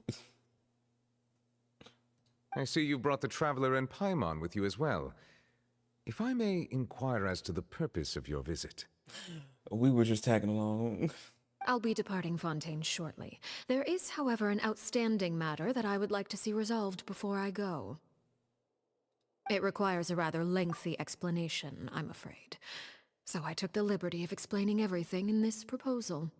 Please review it at your leisure, Monsieur Neuvillette.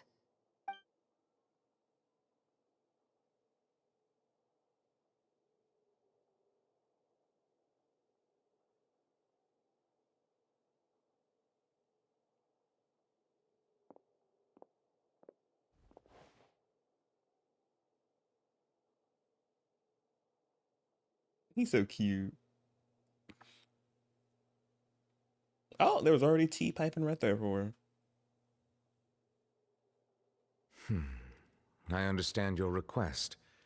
However, at the risk of causing offense, I must admit that I fail to see why you would wish for such a thing. I heard you have a certain fondness for water tasting, Monsieur Neuvillette. So allow me to use water as an analogy. A family is like a large body of water with countless rivers flowing in and out. As someone who watches over this system, I would hope that each river that flows from the source will eventually reach the ocean. Of course, objectively speaking, I know this is impossible. Most of the rivers will dry up along the way, disappearing into the ground and leaving nothing but a barren riverbed behind. Not all rivers are destined to reach the ocean, but I would not see their existence rendered meaningless. I believe the water that flows within them is simply meant for a different destination, like a field in need of irrigation. Or perhaps the glass of a certain water-tasting enthusiast. Did you get any of that, Traveler? Girl, I tried to decode it. I tried. I was like, but she'll make a good write somebody out of the water though. With all those analogies, I'm like, okay, girl, go off. Kinda. Your words paint an optimistic picture indeed. Allow me to remind you, however, few among us are willing to sip from a glass filled with tainted water. It may have been tainted at one point in time, but not to worry. I'll make sure it's strained of all impurities and returned to its cleanest form. Look at him think. I seem to recall there being a transactional aspect to your proposal. Perhaps you could expound on that? If you accept my proposal, Monsieur Neuvillette, I will gradually withdraw my forces from Fontaine. Oh? And, unless absolutely necessary, I will no longer carry out any special missions within Fontaine. Oh, she won't be I back. presume I can take your words to mean that, in the future, cases similar to the Tartuffe assassination will cease to cross my desk? Tartuffe? Ah, that thief who embezzled funds from all those charities, you mean? My deepest condolences to his family, but without any evidence, I cannot imagine how the House of the Hearth might have been involved in his passing. Of course, if you accept my proposal, Monsieur Neuvillette, I'm sure certain measures could be taken to reduce the frequency of such troubles. Wait, was it that guy, the guy, was it the guy who she would stepped on his head and and popped it like a zit in the trailer? I wonder. You choose your words carefully indeed. What you do? In that case, I am inclined to accept your proposal. My thanks for your generosity, Monsieur Neuvillette. Well, with that settled, we should be going now. I took the liberty of bringing along 2 bottles of spring water from Snezhnaya for you to enjoy. I do hope I get the chance to hear your impressions. Perhaps at our next meeting, yes? Girl, ain't she not coming back? Or taking out any like missions probably, but she's probably gonna still come back. Indeed. I trust you would not overlook your commitment in the meantime. Yeah. All right, Traveler Paimon. Time to go. Can we talk to Nuvi? God, we just gonna leave. We have no interaction with him. I wanna talk to Nuvi some more. I believe I've told you before that my emotions easily resonate with those of others. Yet in the few meetings I've had with that Harbinger, I haven't been able to sense any aspect of her emotional state. Her mind is like a still body of water. Who knows what darkness lies in its depths, and the lack of ripples on the surface gives nothing away. It's unclear whether this is her natural state of being, or whether it's an incredible strength of will that gives her the ability to master her emotions. Either scenario, however, suggests she is a very dangerous individual. Oh. I do not expect an explanation as to why you two are by her side. Whatever your reasoning, I would only advise you to take caution. We'll try Nuvi. Okay. That's the only little interaction we get, I guess. I needed more. I know this is Arlecchino's story request, but I want to interact with Nuvi some more. We need to Mario Kart. We need a Mario Kart. We gotta see.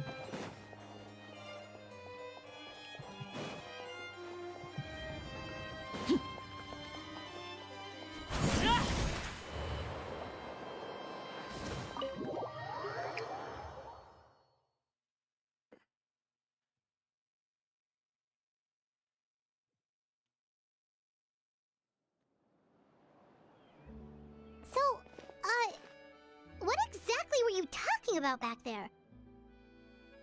Paimon only heard you mention some rivers, a large body of water, and then some kind of irrigation scheme.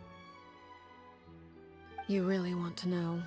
I would imagine there might be more pressing concerns at the moment. Oh, great, you dragged us into this meeting for some reason. Lenny, Paimon really hopes everything's going okay.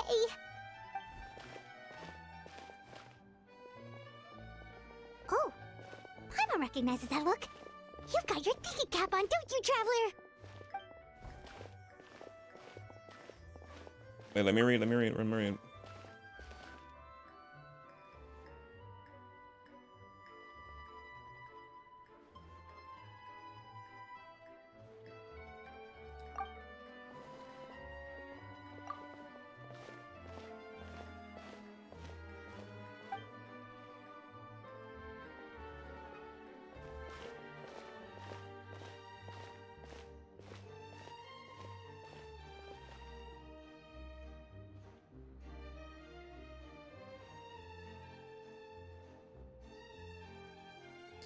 Oh, yeah.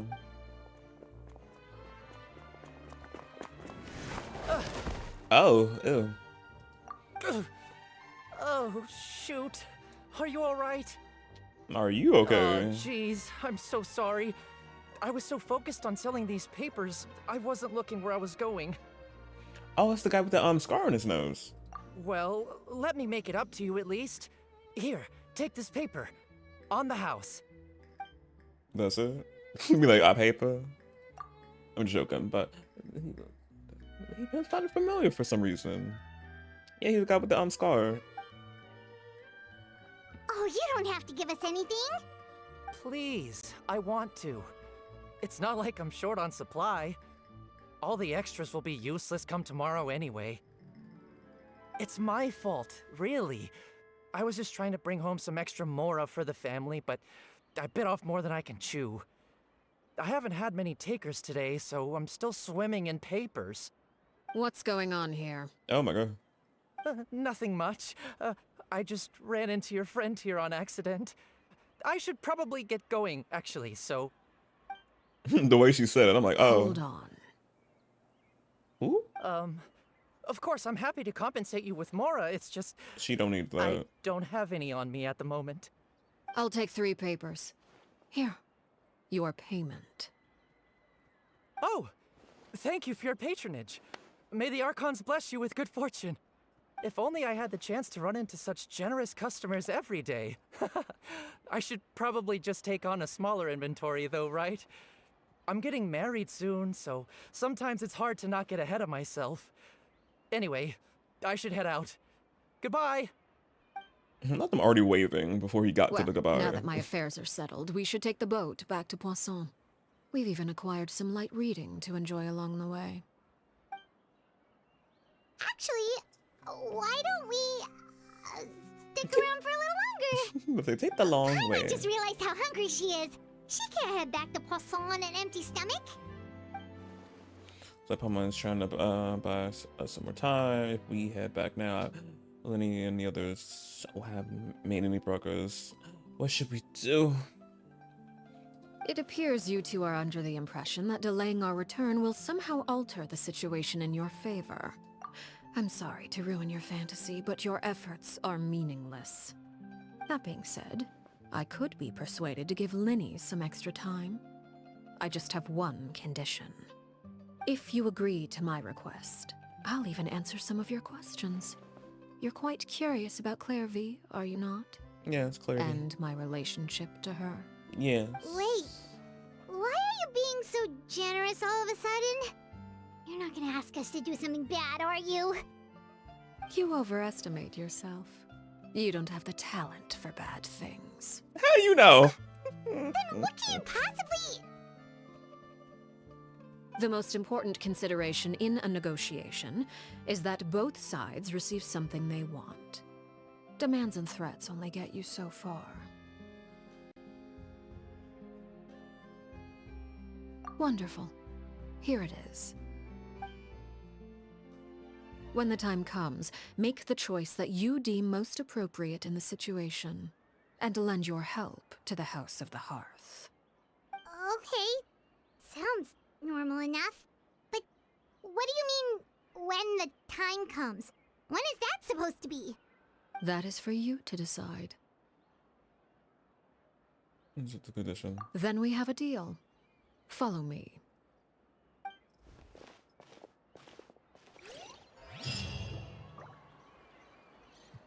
We're off to Processor.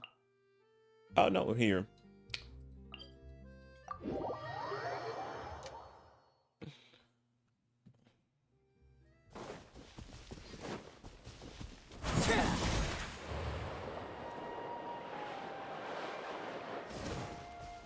Oh, there's some hilly trolls over here.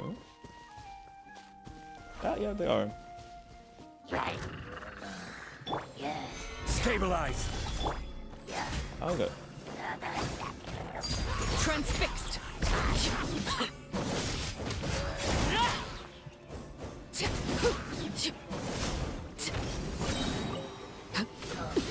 Witness my rise. Laid bare.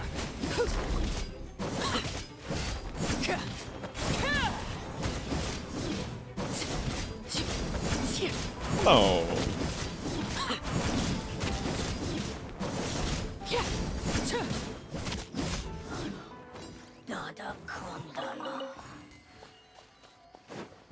Look at old Takeout.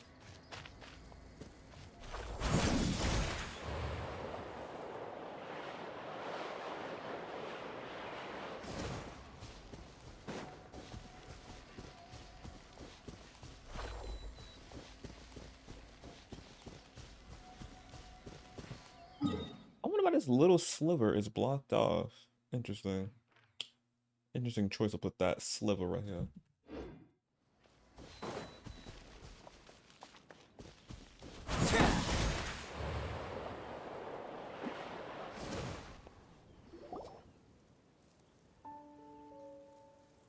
What is this place? Somewhere long forgotten by everyone. It used to be a grand building. Now it's nothing more than a pile of rubble.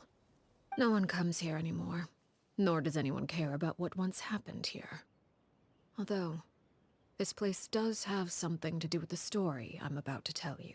Story time. It was before I became a Harbinger, and before Linny and the others joined the House of the Hearth.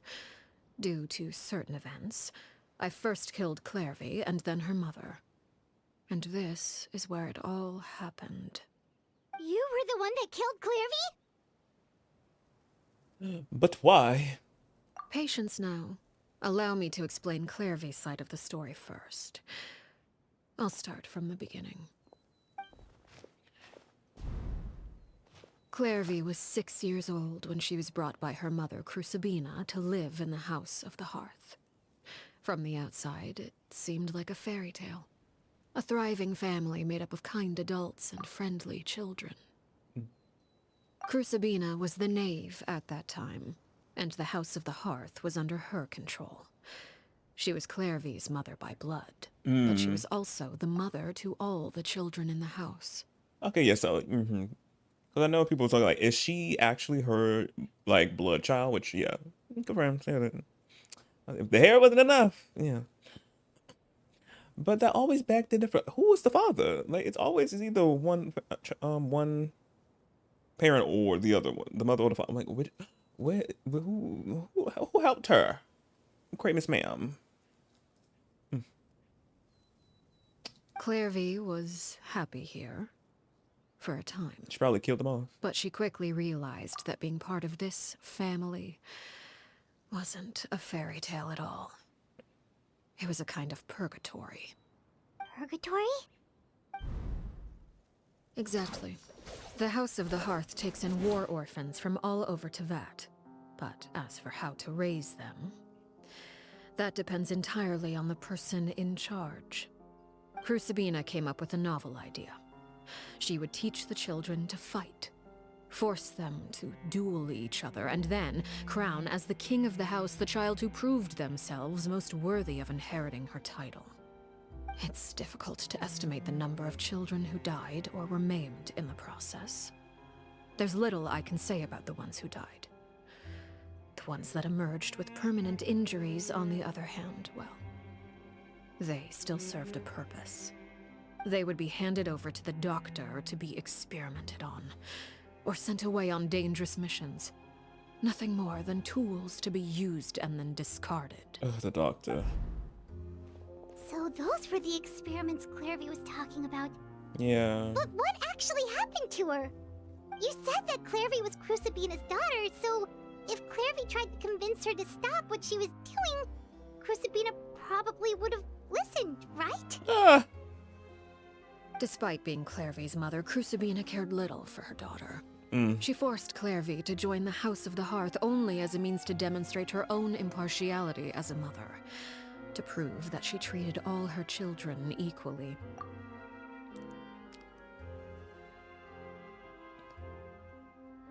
I would say, is it a good thing or bad? No, but yeah, equally. But at the same time, the way that she did it, though, was just fucked up. But Clairvy did try to convince her mother to change her ways, but it was to no avail. After her efforts failed, the only other option was to rise up and try to fight back. Unfortunately, the other children had already been thoroughly indoctrinated into the illusion of happiness Crucibina had created. Of course, there was one exception. Someone Clairvy's age who knew the truth about the House of the Hearth. Her name was Peruere. Peruere. Wait, the friend that Clairvy mentioned? Friend, huh? I suppose we can call her that for now. I suppose. She was your friend. Clairvy was a cheerful and passionate person with a tenacious spirit. Peruere, on the other hand, was rather cold-blooded. Her cold-blooded nature allowed her to see through Crucibina's facade. Yet, it was also this cold-bloodedness that prevented her from acting against it. At least at first. While Clairvy longed for freedom, Peruere was convinced that, amid all the fighting and violence, she would make it until the end.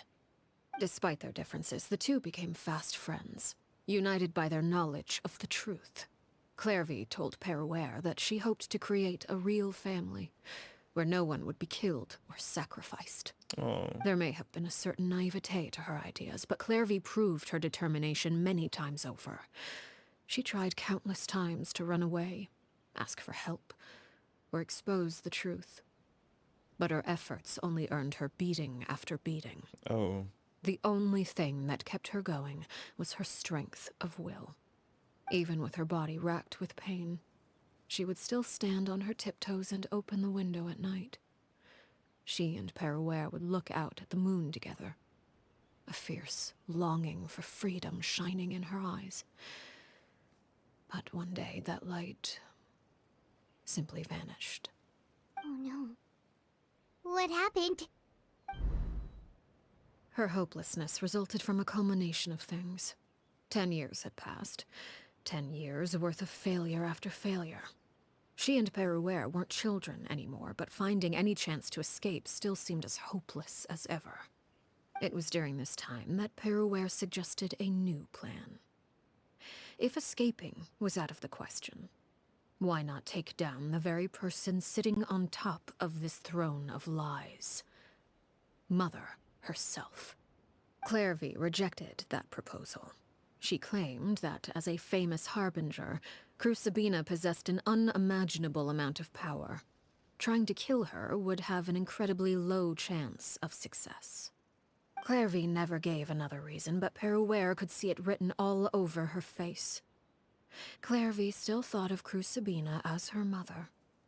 Killing her own flesh and blood was a line she couldn't bring herself to cross. If she couldn't escape and fight back, then only one option remained. Death. Precisely. Death was the only way that she felt she could be free. Oh. It happened during a duel. When she arrived at the dueling ring that day, her partner turned out to be none other than Peruere. The very person that had stood by her side all those years. It was a fierce battle. But ultimately, Clairvy decided to let Peruere end her life. Oh, so she wanted her to do it. So she let. Yeah, she got. So Pero didn't do it on purpose. Girlie just said she couldn't find any way else out. So this was her only way to get out. From that moment on, Paraware's journey was one written in flames.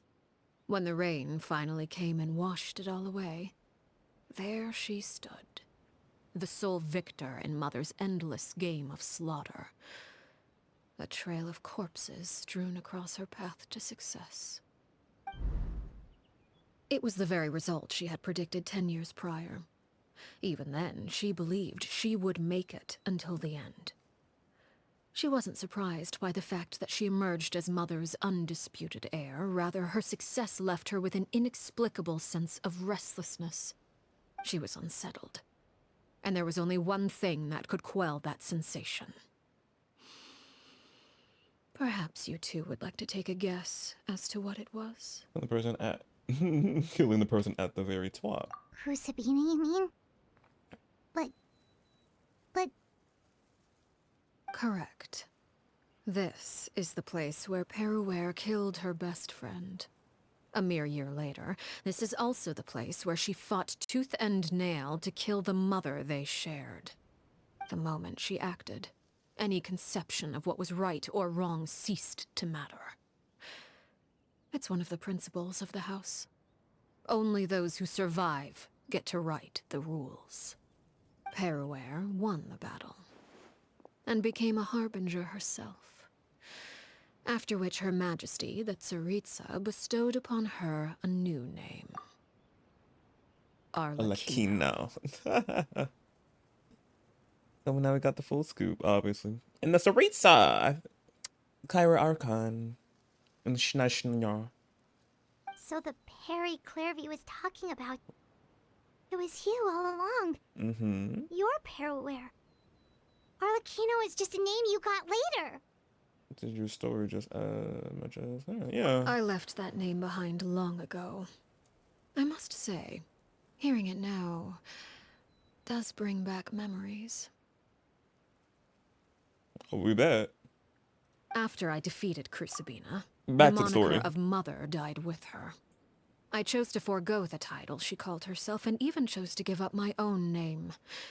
I rebuilt the House of the Hearth under a new identity. Not only as Arlecchino, but as father. And that is where the story ends. Any more questions? Exactly. Yeah. Based on what you just told us, Clairvy wasn't a little kid when she was killed. Yeah. So the Clairvy we met... Was she really a spirit at all? I suppose you could call her an illusion born of flame. Her existence is like ashes to a fire. Something left over in the wake of blaze and ruin. You see, a certain power runs through my veins. It's not unlike a curse. My flames leave behind shadows of anything they consume. Oh. Of course. The chances of those shadows morphing into a sentient entity are exceedingly slim. Clairvy is a very special case. Oh, because she was special to you. Clairvy died when she was 16 years old. But what emerged from the flames was her 6-year-old self. Her appearance wasn't the only thing affected. Most of her memories were lost to the blaze as well. Memory is a mysterious thing indeed. Losing a portion of your memories will alter your sense of self. Lose 10 years' worth, however, and it would be like living in the past. Like returning to a version of yourself that never grew up. No wonder Paimon got such a weird feeling when we were talking to her. Perhaps I should put it this way. Clairvy is someone trapped in time. It may seem like she exists with us in the present, but she truly lives in the confines of her own past. So if all of that is true, then you must have known about Clairvy for a long time. Literally. Indeed. She's a rather volatile and unstable entity. Sometimes she would look after the children. She's even saved some of their lives. But other times, she would hide from me and become obsessed with revealing the truth about the house to anyone who will listen. Shadows don't have the capacity to learn or grow. Any new information they encounter is quickly forgotten over time. Your attempts to expose Clairvy to sunlight, they failed. Yes. She knows. The reason is actually quite simple. In Clairvy's mind, the house is impossible to escape, and it is this very perception that traps her there. But no matter. All I have to do is kill her again, and all will be resolved. I don't anticipate so much as a single speck of ash will be left behind this time. I just gotta kill her again. Wait! I can understand why you might want her gun, but isn't there another way? So what if she's trapped in her 6-year-old self? She's still your friend! At least talk to her first! It's too late for that. She broke the rules, and now she must be punished. That goes for Filial and Nantoy as well. She's had quite the effect on them. I hope you understand the difference between Crucibina and myself lies in our formulation of the rules, not our policy for enforcing them. Upholding the rules without question is a trait we both share, because that is how a household should be run. Oh, are we talking? Travel had like a Is this really what you want to do? I keep getting so geeked every time they give the Traveler actual voice lines. I'm just like, oh, they're talking. Ooh, again, me back in the olden days when people heard me talk, I'm like, oh, he can talk. Yes, just not to you, but yeah. Whatever could you mean? Don't you want to say a proper goodbye at least?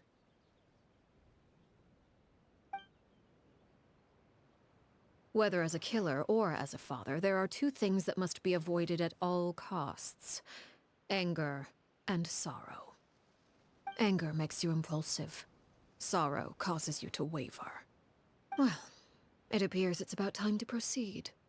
Before we arrived, I told some of my well-behaved children to bring our troublemakers here by nightfall. Oh my god. I do believe I've kept my end of the deal. I give your friends quite a bit more time. As for what happens now, we'll just have to wait and see. Oh, chill. Battle about to begin. What am I saying? Yeah. I'm about to say something and I just blankly forgot. Oh, can the other children actually bring them here? Or will they put up a fight?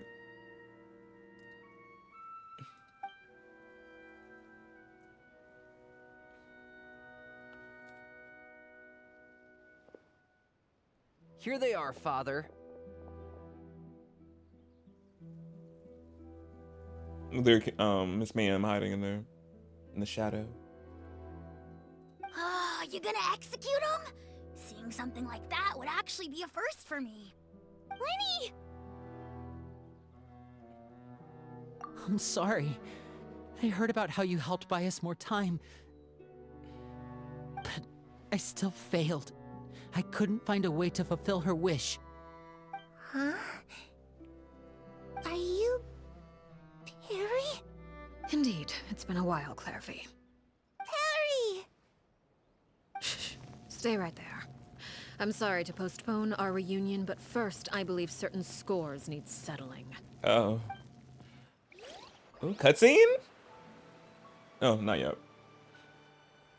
Father, let me explain. Out of my way. Oh my god. Father! You chose to conceal a threat to the house. And for that, you must be punished. Overall, however, I suppose your wrongdoing is hardly the most egregious of the bunch, so I'll deal with your punishments later. As for right now, the more pressing concerns are the traitors among us. By traitors? Do you mean us? Father, let me explain. We didn't mean to... Fultz, why don't you share what you heard? Yes, Father. Secret Midnight Meeting number 3. Participants, Filial, Nantoy, Sato, Toddy. Nantoy clearly said, if only Father wasn't the one who took us in. Sato added, I'm sick of this life. I just want to live as a normal person. Filial was the worst of them all. Oh my She god. called us crazies and said a bunch of mean things about Father. He's spilling all the tea. Ooh. Ooh, he's telling everything. Looking forward at the same time, but at the same time, like, ooh. I did not! You're lying! Fultz is trying to frame us! It's not like I'm the only one who heard those things. After that, you and Toddy and a bunch of other people started talking about Clairvy. You were using all those things Clairvy brought up as an excuse to question Father. We're birds locked in a cage. The only way out is to destroy it. That's what you said, wasn't it? You little... You just want me gone, don't you? What did I ever do to you, huh? And you, Sheplo, have you forgotten who stood by your sickbed, watched over you, and changed your dressings? Come on, let's hear it then. What's your reason for all this?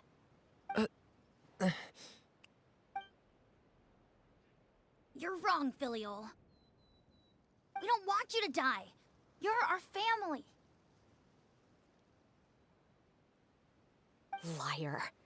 You wouldn't be doing this if that were the case. So why? Why have you backed us into a corner? We all live in the House of the Hearth. You know the type of work we do, Filial. A single betrayal can cost dozens of us our lives. It's not like it's never happened before. That kind of thing is hard to forget. That's why the House of the Hearth cannot tolerate any form of betrayal.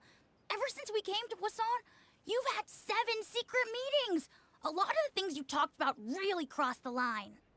You've been spying on us for half a month? Wait a second. Now that I think about it, the move to Poisson was just a way to make it easier to spy on us, wasn't it? Because we were all in one place. You've had this planned all along. Filial, Nantoy, I'm sorry. I owe you both my life. I owe Clairvy too. If it weren't for all your help after I got poisoned, I wouldn't be standing here today. If this were any other situation, I would do anything to repay that kindness, even if it cost me my life. But rules are rules. I'm sorry. My hands are tied. Why? Why? That's enough, Filial. We made a mistake, and we should own up to it. We broke the rules, plain and simple. And now we have to face the consequences. I'm sorry, Sheplo. Fultz. I'm sorry, Father. We accept our punishment. Chapleau, according to the rules of the House of the Hearth, how should these traitors be punished? All those who betray the house pay with their lives. Not a slap on the wrist? Like, and so it shall be. Child.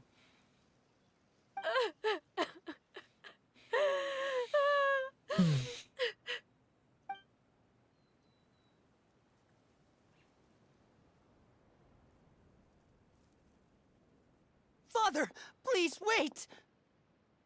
Something you want to say, Linny? Please reconsider, Father. What Filial and the others did, does it really count as betrayal? We all come from broken families. From the very first day we joined the House of the Hearth, we wanted nothing more than to make it a real home. But the truth is, none of us know what a real home should look like. I'm not saying I have all the answers. All I know is this. Killing Filial and the others may uphold the rules, But doing so will only bring us further away from being a real family than we've ever been.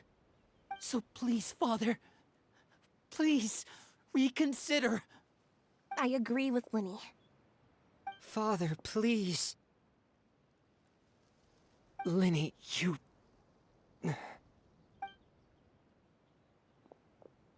I also agree with Linny.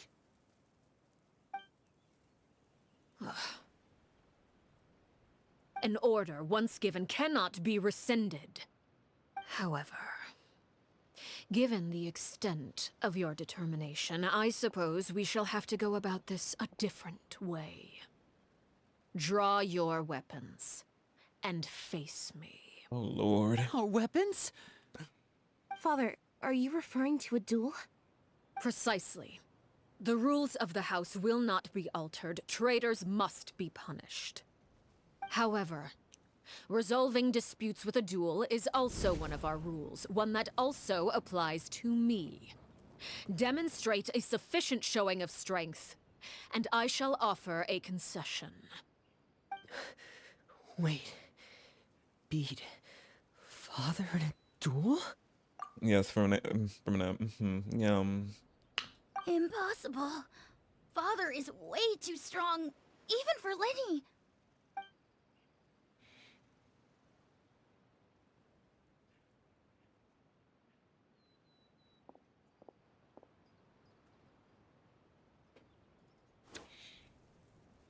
Oh, he got a trump card.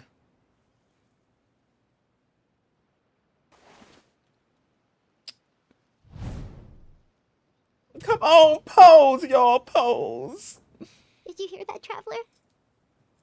Lenny and the others have to duel the knave. What should we do? Can they really win something like that? I don't know. I don't know. I do not know that. If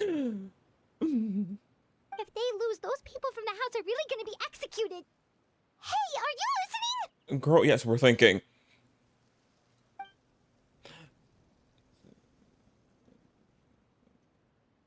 What she wants. Probably not. Don't you want to say a proper goodbye at least? Anger makes you impulsive. Sorrow causes you to waver.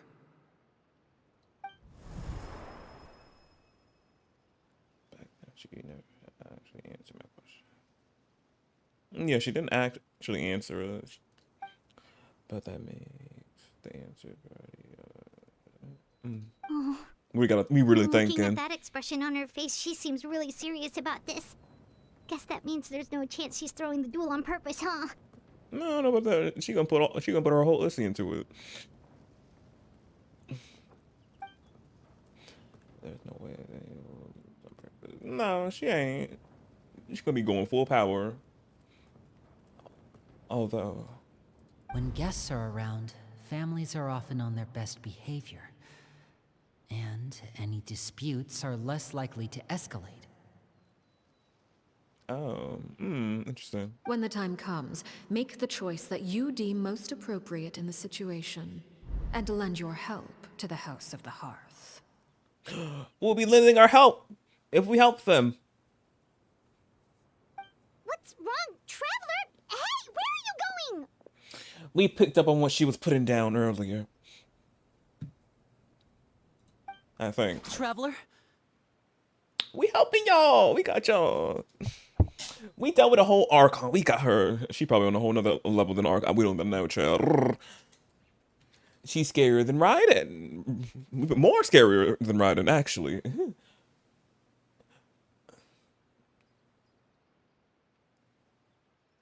Well,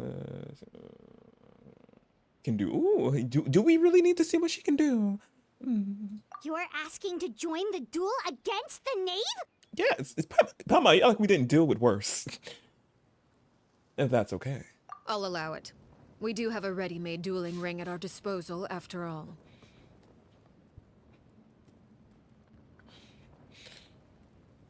All I would advise is this. Keep a firm grasp on your weapon, and give it your all. With our dull blade.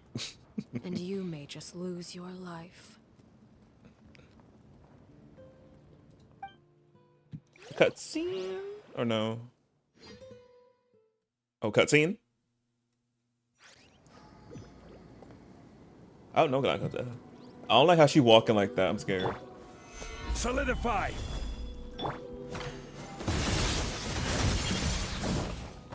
Fire! Well, withdraw. With these rising flames, I am cutting edge of fashion. Gather. I will have order. is it my turn now? Her battling herself. Hang in there. Now that's light. That's the moon. Solidify. Is it my turn now? Oh, damn. This one's got your name on it. A proper send-off. With the fall of darkness, destruction shall rise. Have a taste of purgatory. Oh, not her being stuck up there. No, she wasn't stuck. Never mind. Look at you. Oh, damn. Oh, Like a bunch of help. And voila. She broke Zhong Li's shield.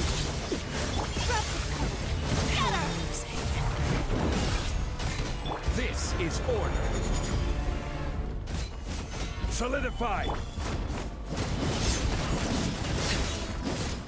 Transfixed.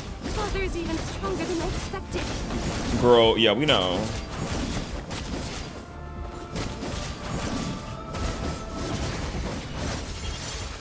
I like how she uses her scythe as a yo-yo right there. That's so cool.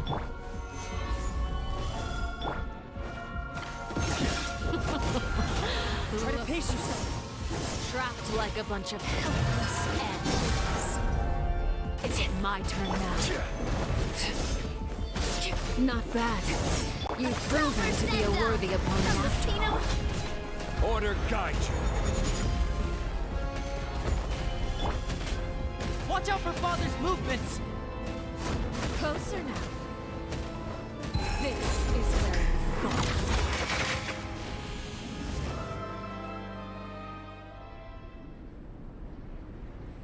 Oh, now cutscene. Gorgeous. She got 2 wings. She's in her baddie mode now.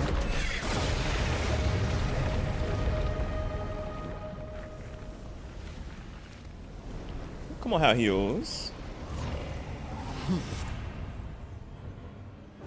Ooh, love the transformation. Scary at the same time, but it's so beautiful. Damn! Oh! My blade is all that remains.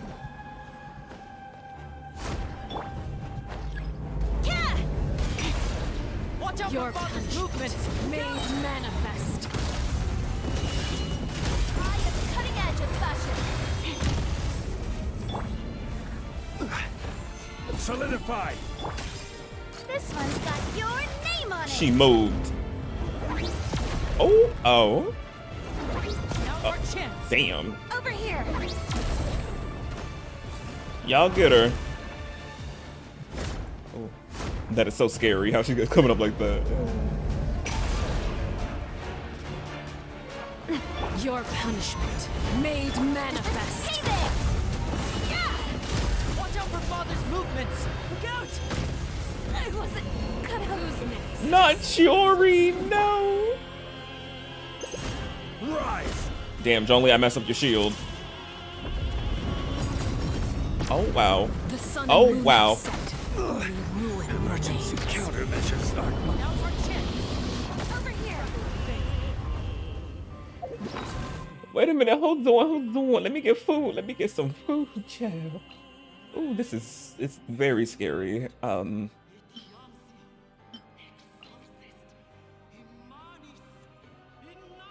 Oh, the music is really really good. It's boss battle.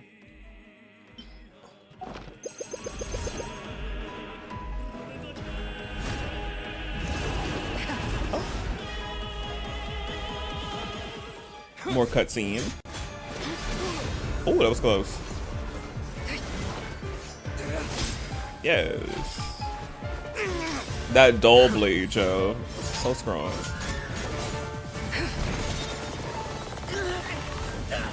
Come on, Ferdinand! Yes! He parrying her attack right there. Go off. You should know better than to crowd in one place.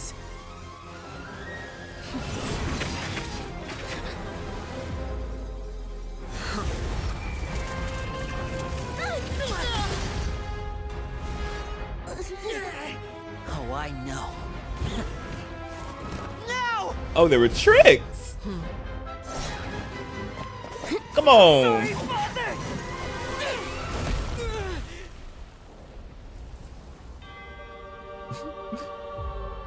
Damn! Sorry for what? This pitiful excuse for an attack. Ooh.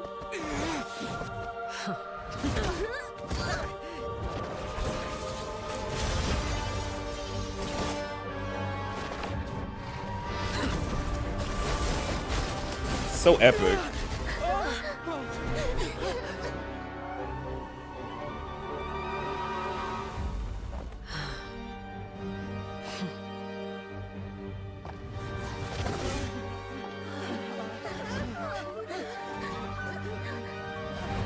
Father, no! Wait, I think I know.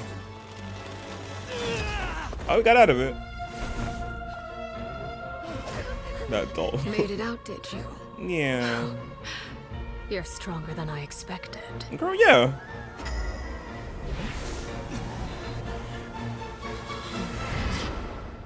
Wait, where did she send us? A crimson moon?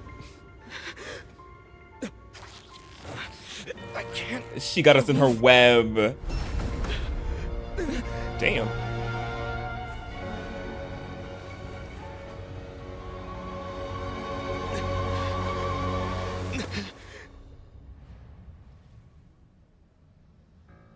Still, not strong enough to beat me. Damn. We're not on her level to get her.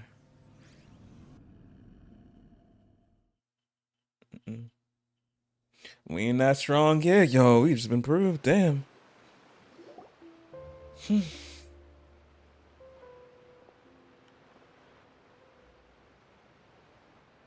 That was an amazing cutscene, though. I believe we can end things here. It's not often that we get to enjoy the company of guests, after all. We wouldn't want things to get too out of hand.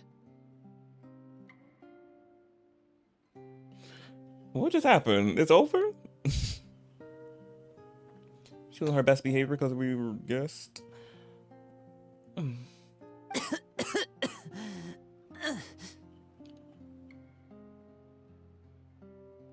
Brother, are you all right?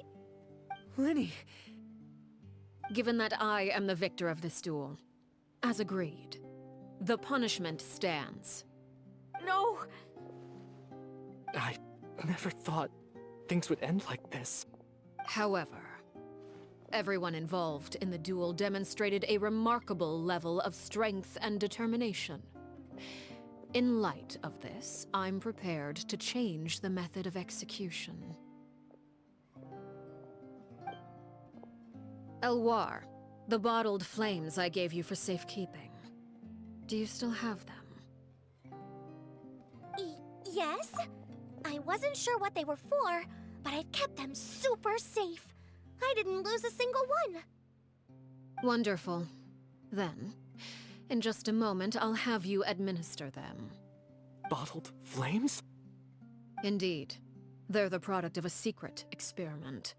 Under certain special circumstances, flames can be extracted from my person and preserved.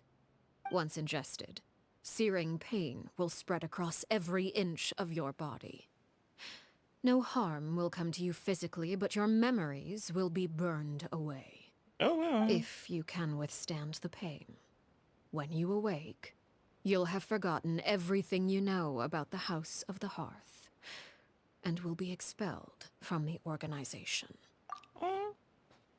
Oh, so she's giving them a way out. Well, at least it doesn't burn physically, so it just be mental. It's a mental. It's not physical burn. I'm like, why everything gotta hurt? Every potion you, well, not every like potion, but in some like shows and everything, it's just like drinking a potion of some sort or a transformation is hurting. I'm like, why gotta hurt every time? This one it's not physical. But yeah, but this is wait for them to get out of the House of the Hearth without actually having to be. In other words, administering this concoction will kill the version of you that grew up in the house and give you a new identity. Oh, that's amazing. So that means the man that I thought the one so he must have been the same. We saw on the list of he wasn't actually killed at all. Oh yeah. Memory is a mysterious thing indeed. Losing a portion of your memories will alter your sense of self.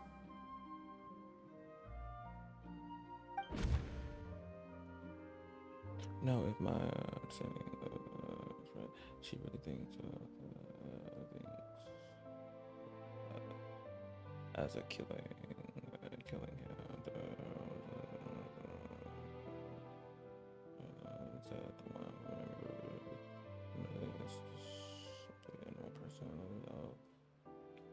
His life, but it's below.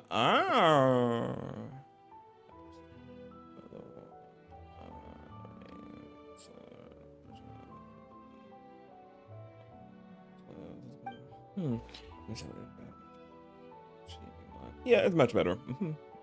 So, you're just letting us go, Father? You misunderstand. Memories are extremely important. Once consumed by flame, the version of you standing before me will die, and our secrets will die with you. So no, I don't intend to just let you go, because the person who survives will be nothing but a stranger.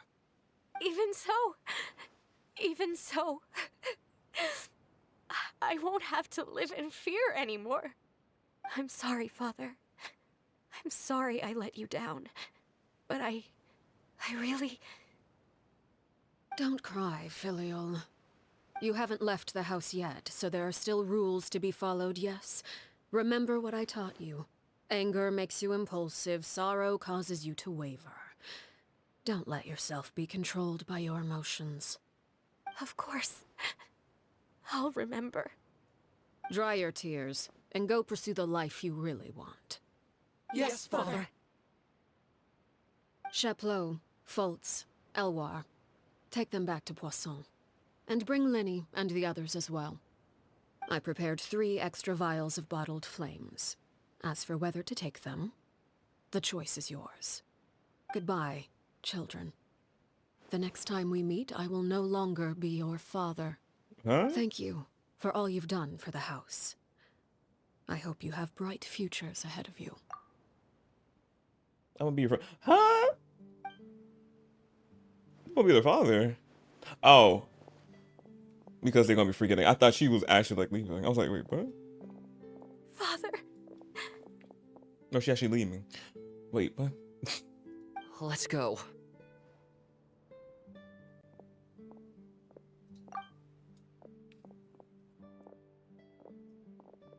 Here, grab my arm, Linny. I'll help you walk back. Thank you.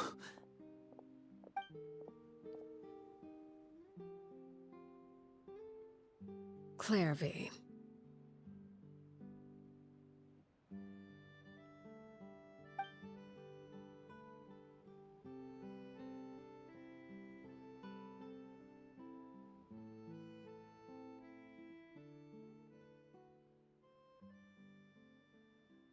Can we talk now?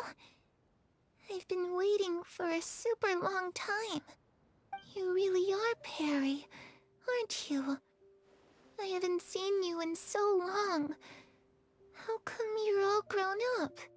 Wait, did I somehow travel to the future on accident? Or am I dreaming? What a long dream. Neither. You died, Clairvy. That's what happened. You could have at least sugarcoated it a little. Look, she's so speechless.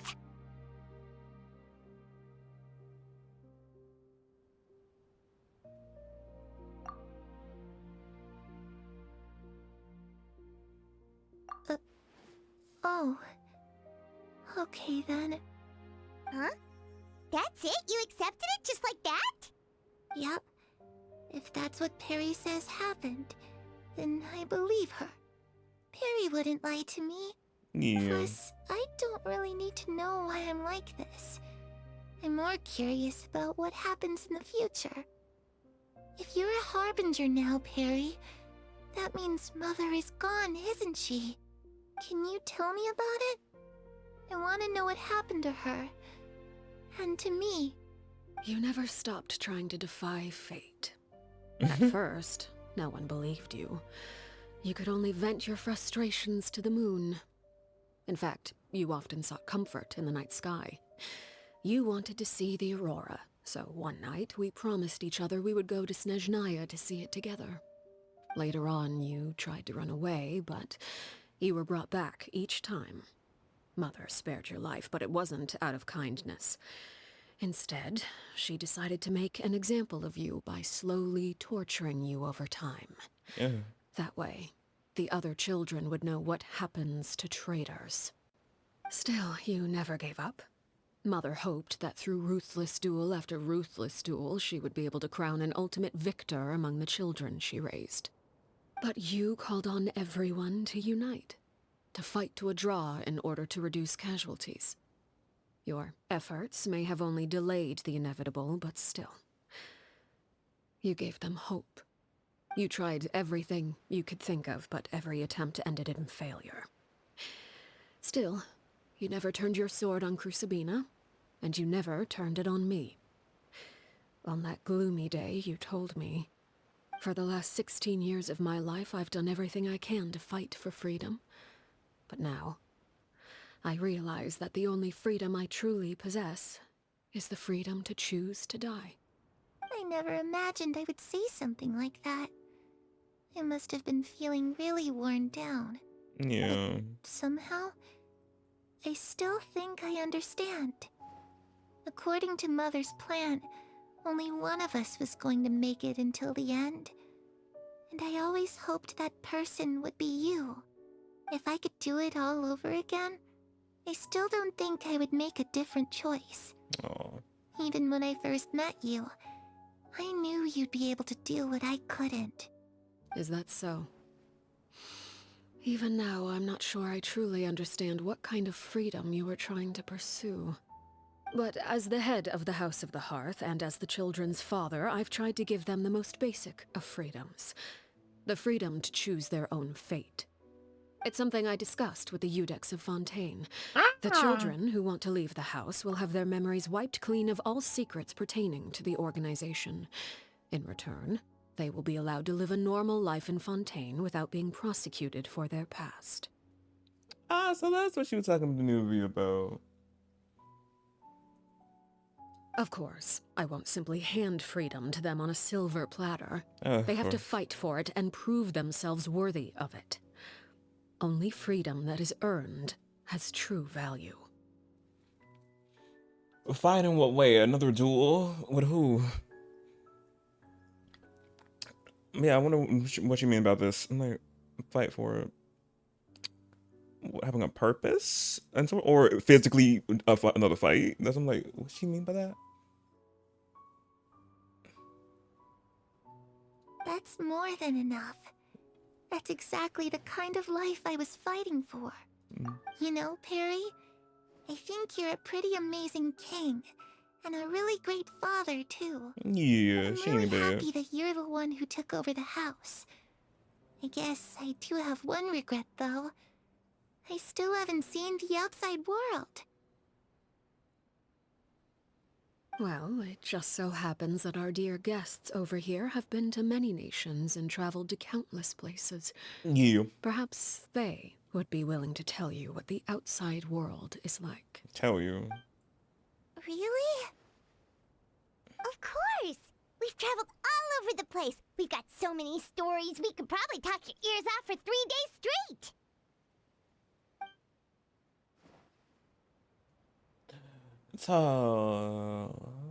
Talk about the land of Animo, nation of freedom. She would love that. She would love Monza. Contracts, Geoland, Leeway, Eternity, Electro. Oh no, you like you didn't zoom in that much, girl. You were there before the Sudoku decree. You wouldn't. And Dendro, the land of wisdom. You would love the Dendro Archon. She would love her. And of course, Sumeru itself is so beautiful. Yeah, we're gonna start with Animo. You know, I used to dream of being a bard. Playing the lute while singing into the winds of freedom. Even if there was no one there to listen, I would have continued to sing no matter what. Geo. Ah, that's where Mora comes from. Yeah. I never knew that before. If I had some Mora, I would buy 3 new dresses. One for me, one for Perry, and one for Mother. She don't deserve one. Just too bad Perry doesn't like wearing dresses. And Mother, she probably wouldn't accept something like that either. Yeah, I'm like, she don't deserve it. I guess I'd just have to keep them all for me then. Yeah, keep all 3 of them. A different one every day. Yeah. And get Perry a pantsuit. She'll love it.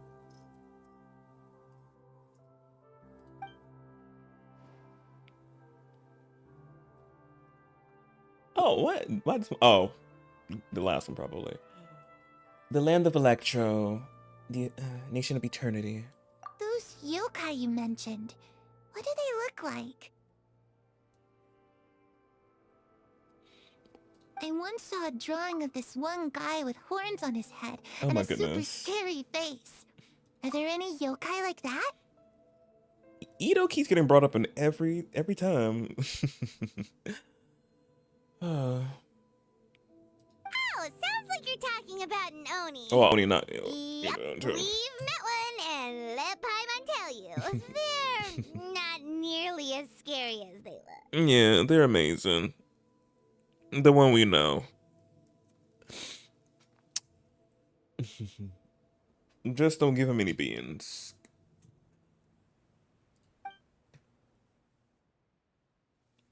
The land of Dendro, wisdom. What are we gonna say about Sumeru? I was always too afraid to skip Mother's fighting lessons. But at the academia, I bet you could do all sorts of secret things in class. Things that have nothing to do with studying. I'm just kidding. Being able to study whatever you want without having to fear for your life actually sounds pretty great. Mm-hmm.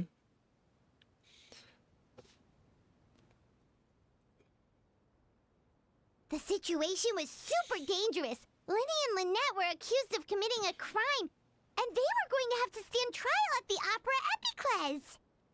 Oh no, that must have been hard for all of you. What happened next? Don't worry, we were able to turn the situation around super quickly. Now we're whipping this back out. Detective Paimon, of course. How'd you do that? Come on, tell me. Okay, so it was like this. After the failed magic show, we rushed to the scene and...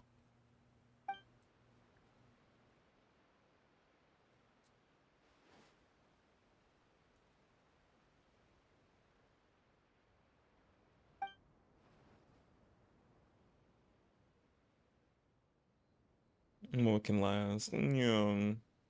Shadows don't have the capacity to learn or grow. Any new information they encounter is quickly forgotten over time.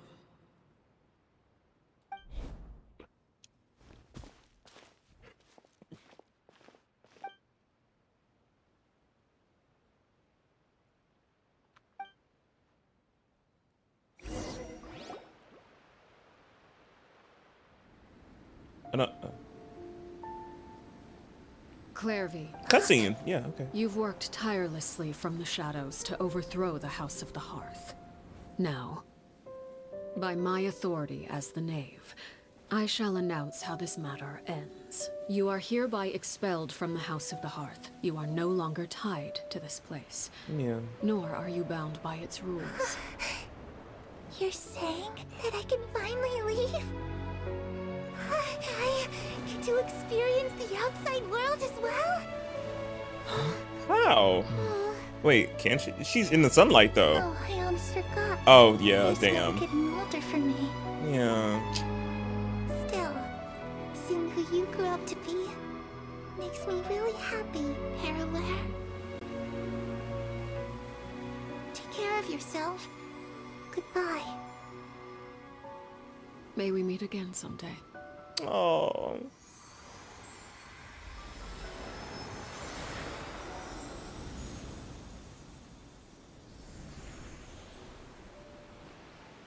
Oh, that's so beautiful. Clairvy. She left so soon. Paimon didn't even get to finish her story. Yeah. I thought for a second, I was like, did she come alive now? Because she was in the sunlight, but I was like, oh, a little delay reaction to the sun. I get it. I get it. Yeah, it happens. When that medicine don't be hitting right away, but then a few minutes later it hits. Yeah, that happened. I also have certain sentiments left unsaid.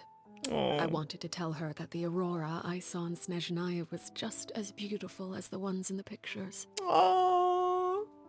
But a shadow's memories reset at dawn. Had we delayed any longer, we wouldn't have had the time to say goodbye. Whatever regrets may linger, let them be lost to the coming of a new day. Lenny! Father? So it's still struggling. Yeah, that battle was something. It's Linny! Hey, Linny!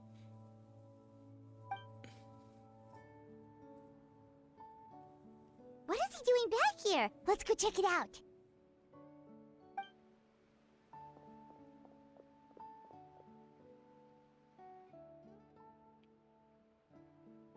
What's she looking at?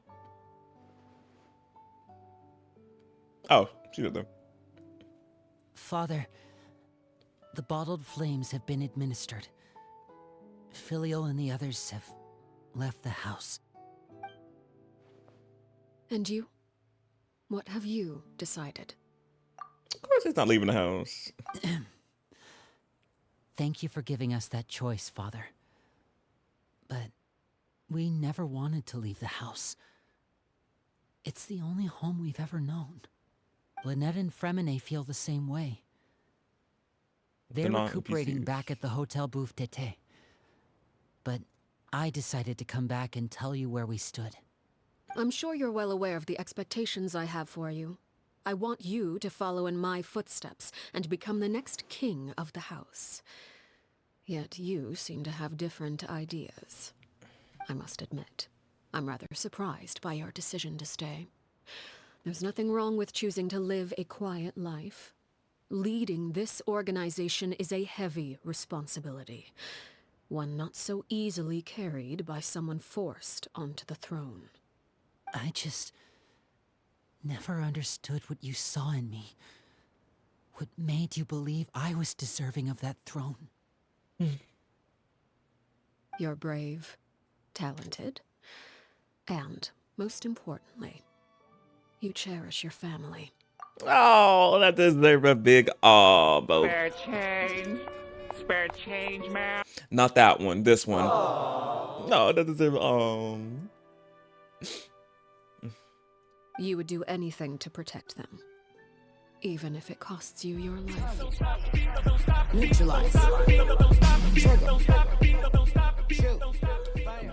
Nerdboy rated my stream with 1 viewers. Oh, thank you there for the raid, appreciate it. Oh, I go to my eyelashes. What is my eyelashes doing? Oh, I hate when like it curves into my eye. I'm like, ugh. It doesn't hurt. It's just annoying. Oof. Shoot.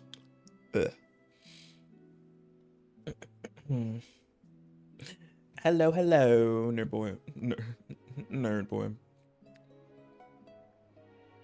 Man, what you was playing? Oh, let me give you... Oh, that's not how that's spelled.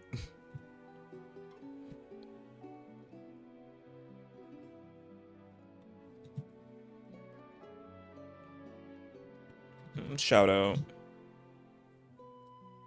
There you go.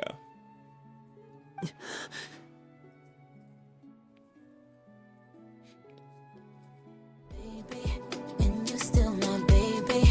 I know I get crazy. I know I get feisty. Nerd Boy is now following. And also, thank you for the follow. Appreciate it.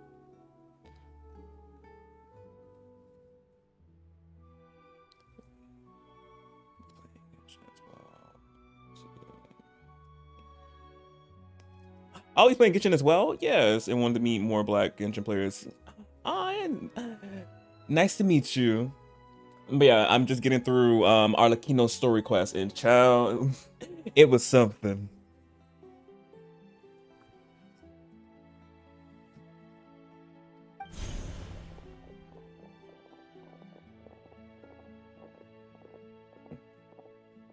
Speaking up back there was so brave of you, Linny. It's all thanks to you that we were able to convince Father to back down.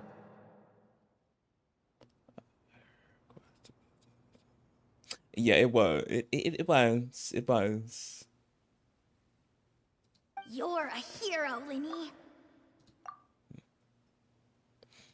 I don't know if you have you played the quest yet, the story quest yet? Because if you didn't, if you want to wait to see it, for yourself. I'm playing right now. I don't want to spoil it for you.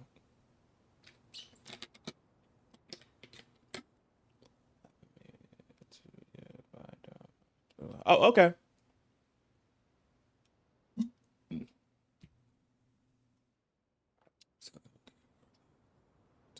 You still in Fontaine for the Archon quest? Like Act 2? Hero. Father is the real hero. Had Father gone all out during the duel, there's no way I would have walked away with my life. Yeah. She must have had it all planned from the beginning, from the very moment she suggested a duel.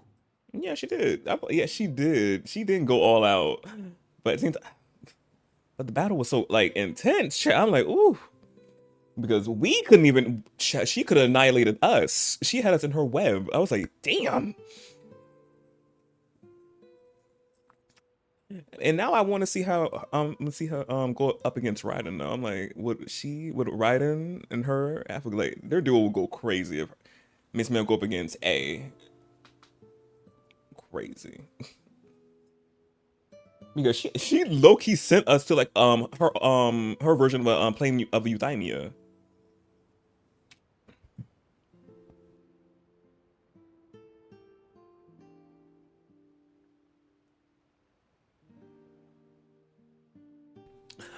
I'll be right back, y'all. I had call.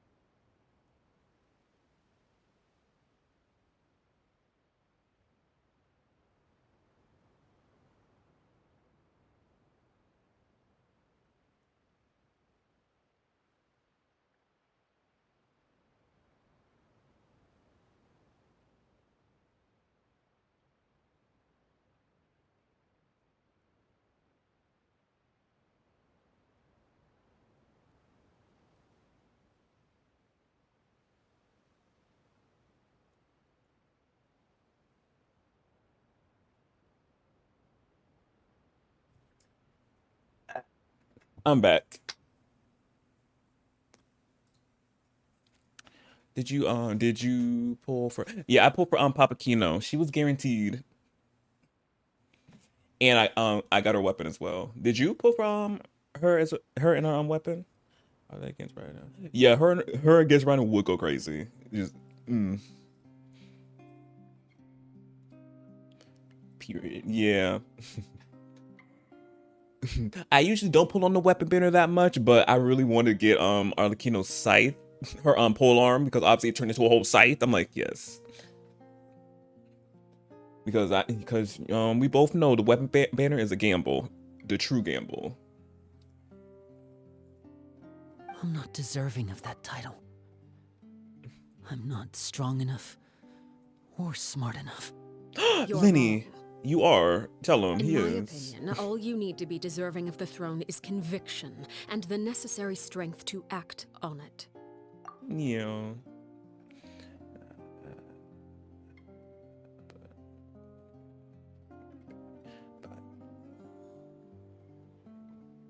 Sunday for her.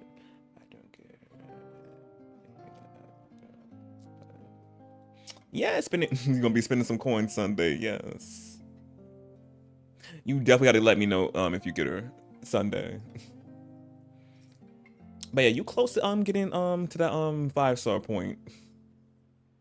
We may have different ideas of what it means to be a family, but you can hardly be said to lack conviction. What you truly lack is strength. For someone of your talent, though, that's something that will come with time.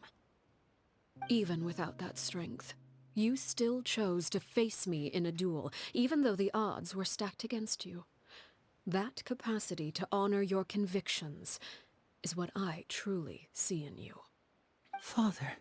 Oh. No one knows what the future holds, Yeah. what tragedy or triumph may be in store. Being at the head of this organization requires the strength of will to face whatever comes. Caution will only hold you back. If reaching a certain standard were required to go after what you want, I would never have succeeded in killing my predecessor. Back then, there was still a considerable gap between our abilities. But by that animated short, you was annihilating towards the you were keeping up with her though. Yeah, nerd, she is. She just I was iffy first in the beginning when they drip marketed her. I was like, I don't know if I was gonna pull for her. After I pulled Shiori, I was like, I don't know. I had to see her gameplay, and then when I seen her gameplay, I was like, where I want to get her. And then seeing her weapon, I was like, and it turns into a scythe. I'm like, I had to get her. I had to.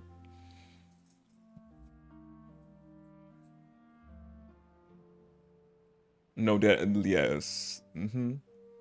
Strength may decide the ultimate victor, but those who let a lack of strength dictate their decisions or undermine their convictions will never be worthy of the throne. I understand, Father. Thank you.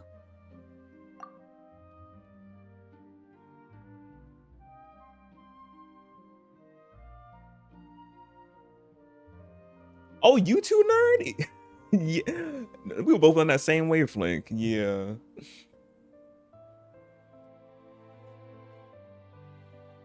Children must grow up to surpass their parents.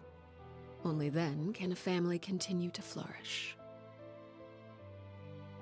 The road ahead is not an easy one, so I'll ask you one last time. Are you certain you want to stay? You've done so much for me, Father, and that kindness must be repaid. Plus, with Project Stuja at hand, there are many dangers ahead, and I, for one, don't intend to back down. Period, Lenny. What's Project blah blah blah? Stuja. You still don't know about that.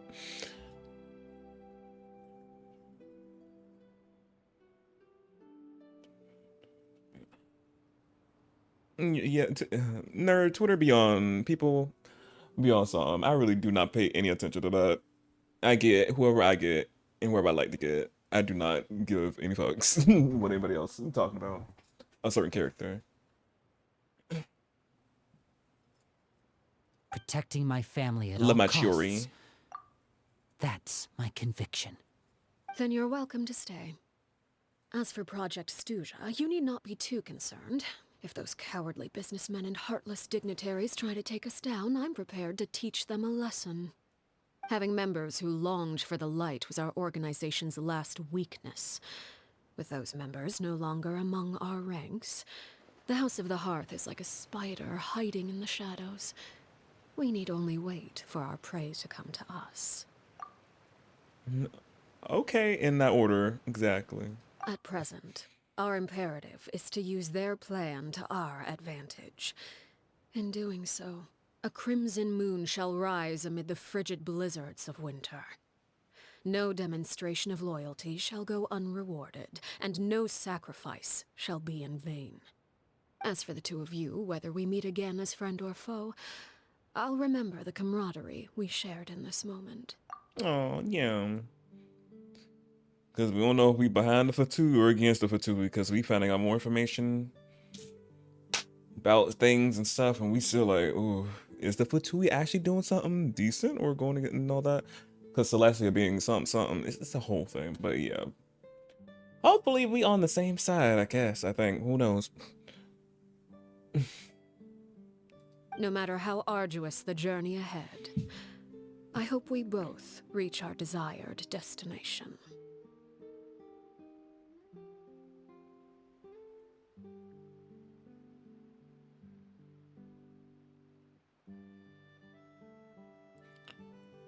Okay.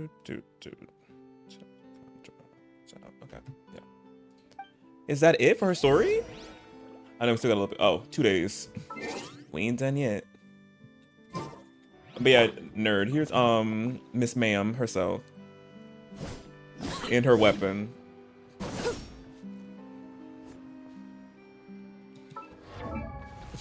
I already got her up to 70 and her weapon up to 70.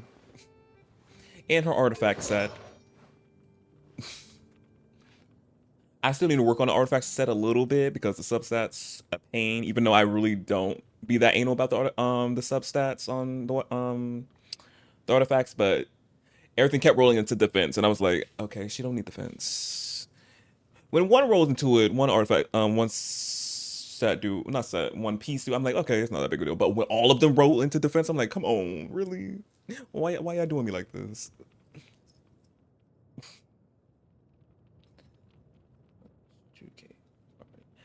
Yeah, almost 2K.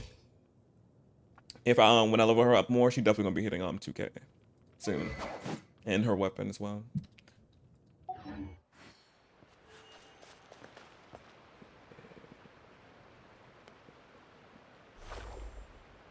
Plays on our face with they really do.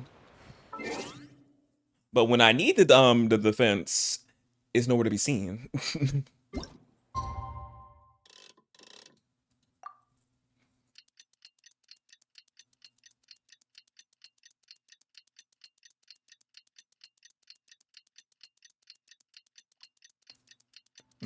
How was your panda glitch?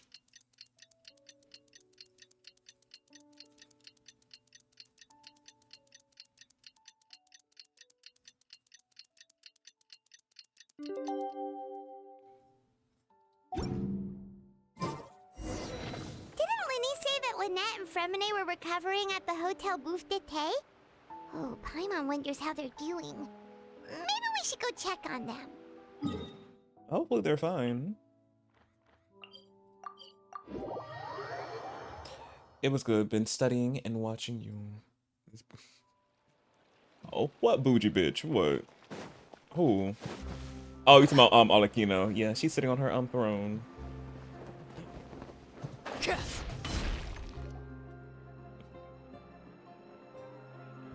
Lynette? Fremine? How are you feeling? Made her own seat out of thin air. Exactly. If you've seen that boss battle, you know. Yes, she can do that. Much better. Whew, what a relief. What about you? Are you feeling all right?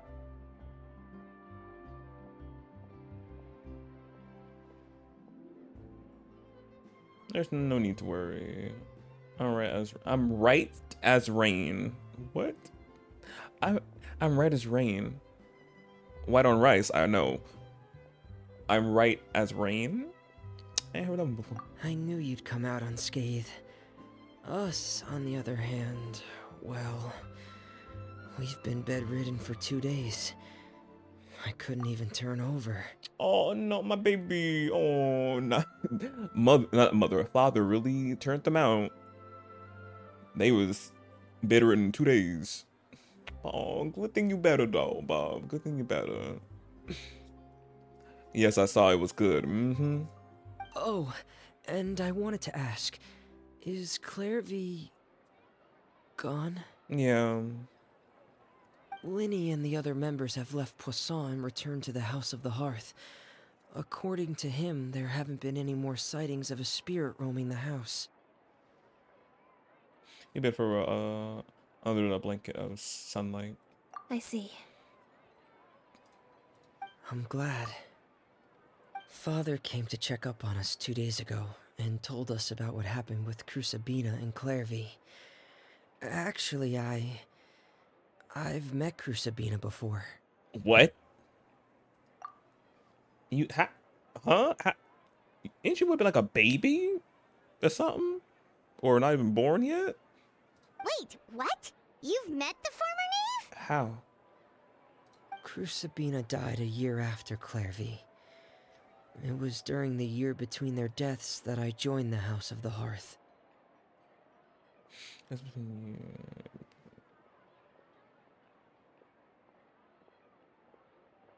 Crusabina had an extremely cruel and radical way of doing things. While she was alive, the atmosphere in the house was suffocating.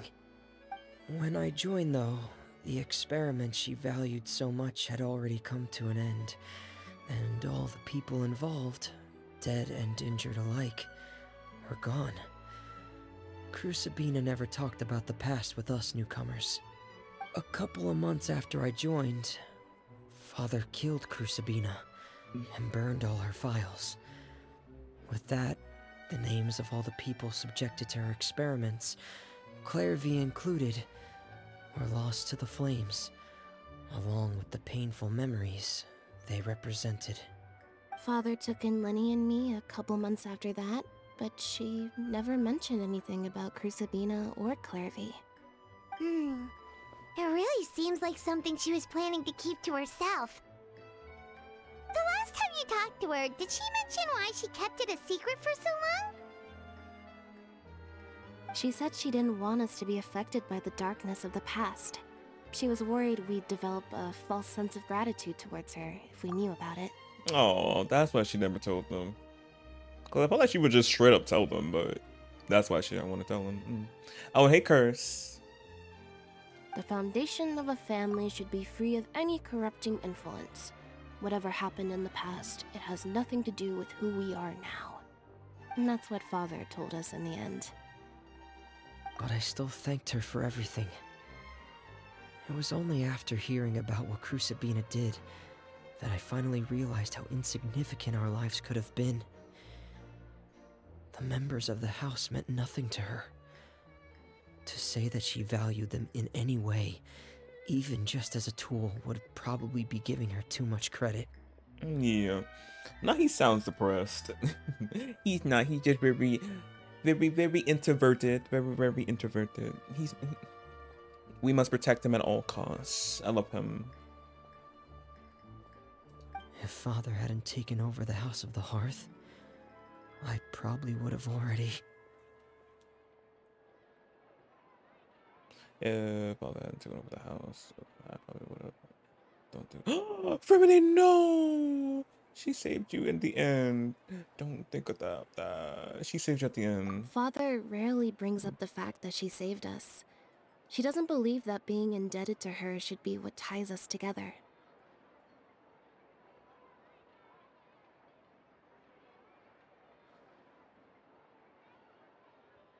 But even if we didn't owe her anything, we would still choose to stay. Because this is our home. We may have arguments or times when we feel wronged. Some people may even choose to leave. But as long as Father is here, we will always have a home. Aww. Whether the path before us is bathed in sunlight or shrouded in shadow, we'll follow Father wherever she chooses to go. So I wanted to say thank you for helping us make it through this crisis. Without your help, we could have lost a lot more along the way. Oh, we didn't do anything, really. Yeah, Miss Ma'am had this all planned from the beginning. It seemed like we just was here. I wonder, did we do any influencing? Because it seemed like she had everything together.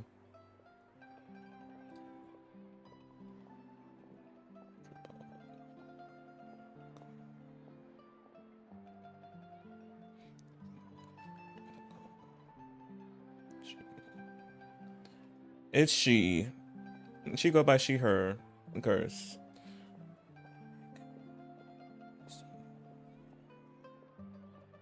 Oh yeah, Glitch, I see who is. I seen it pop up. Of course. You're welcome anytime. Are Filial and Nantoy okay? I actually saw them at a cafe this morning. They didn't recognize me. From what I could tell, they were drinking coffee and talking about one of the operas that started running recently.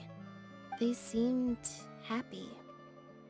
If I had to take a guess, I would say they finally found the kind of life they always wished for. Aww. And that's it for Arlecchino's story quest, y'all.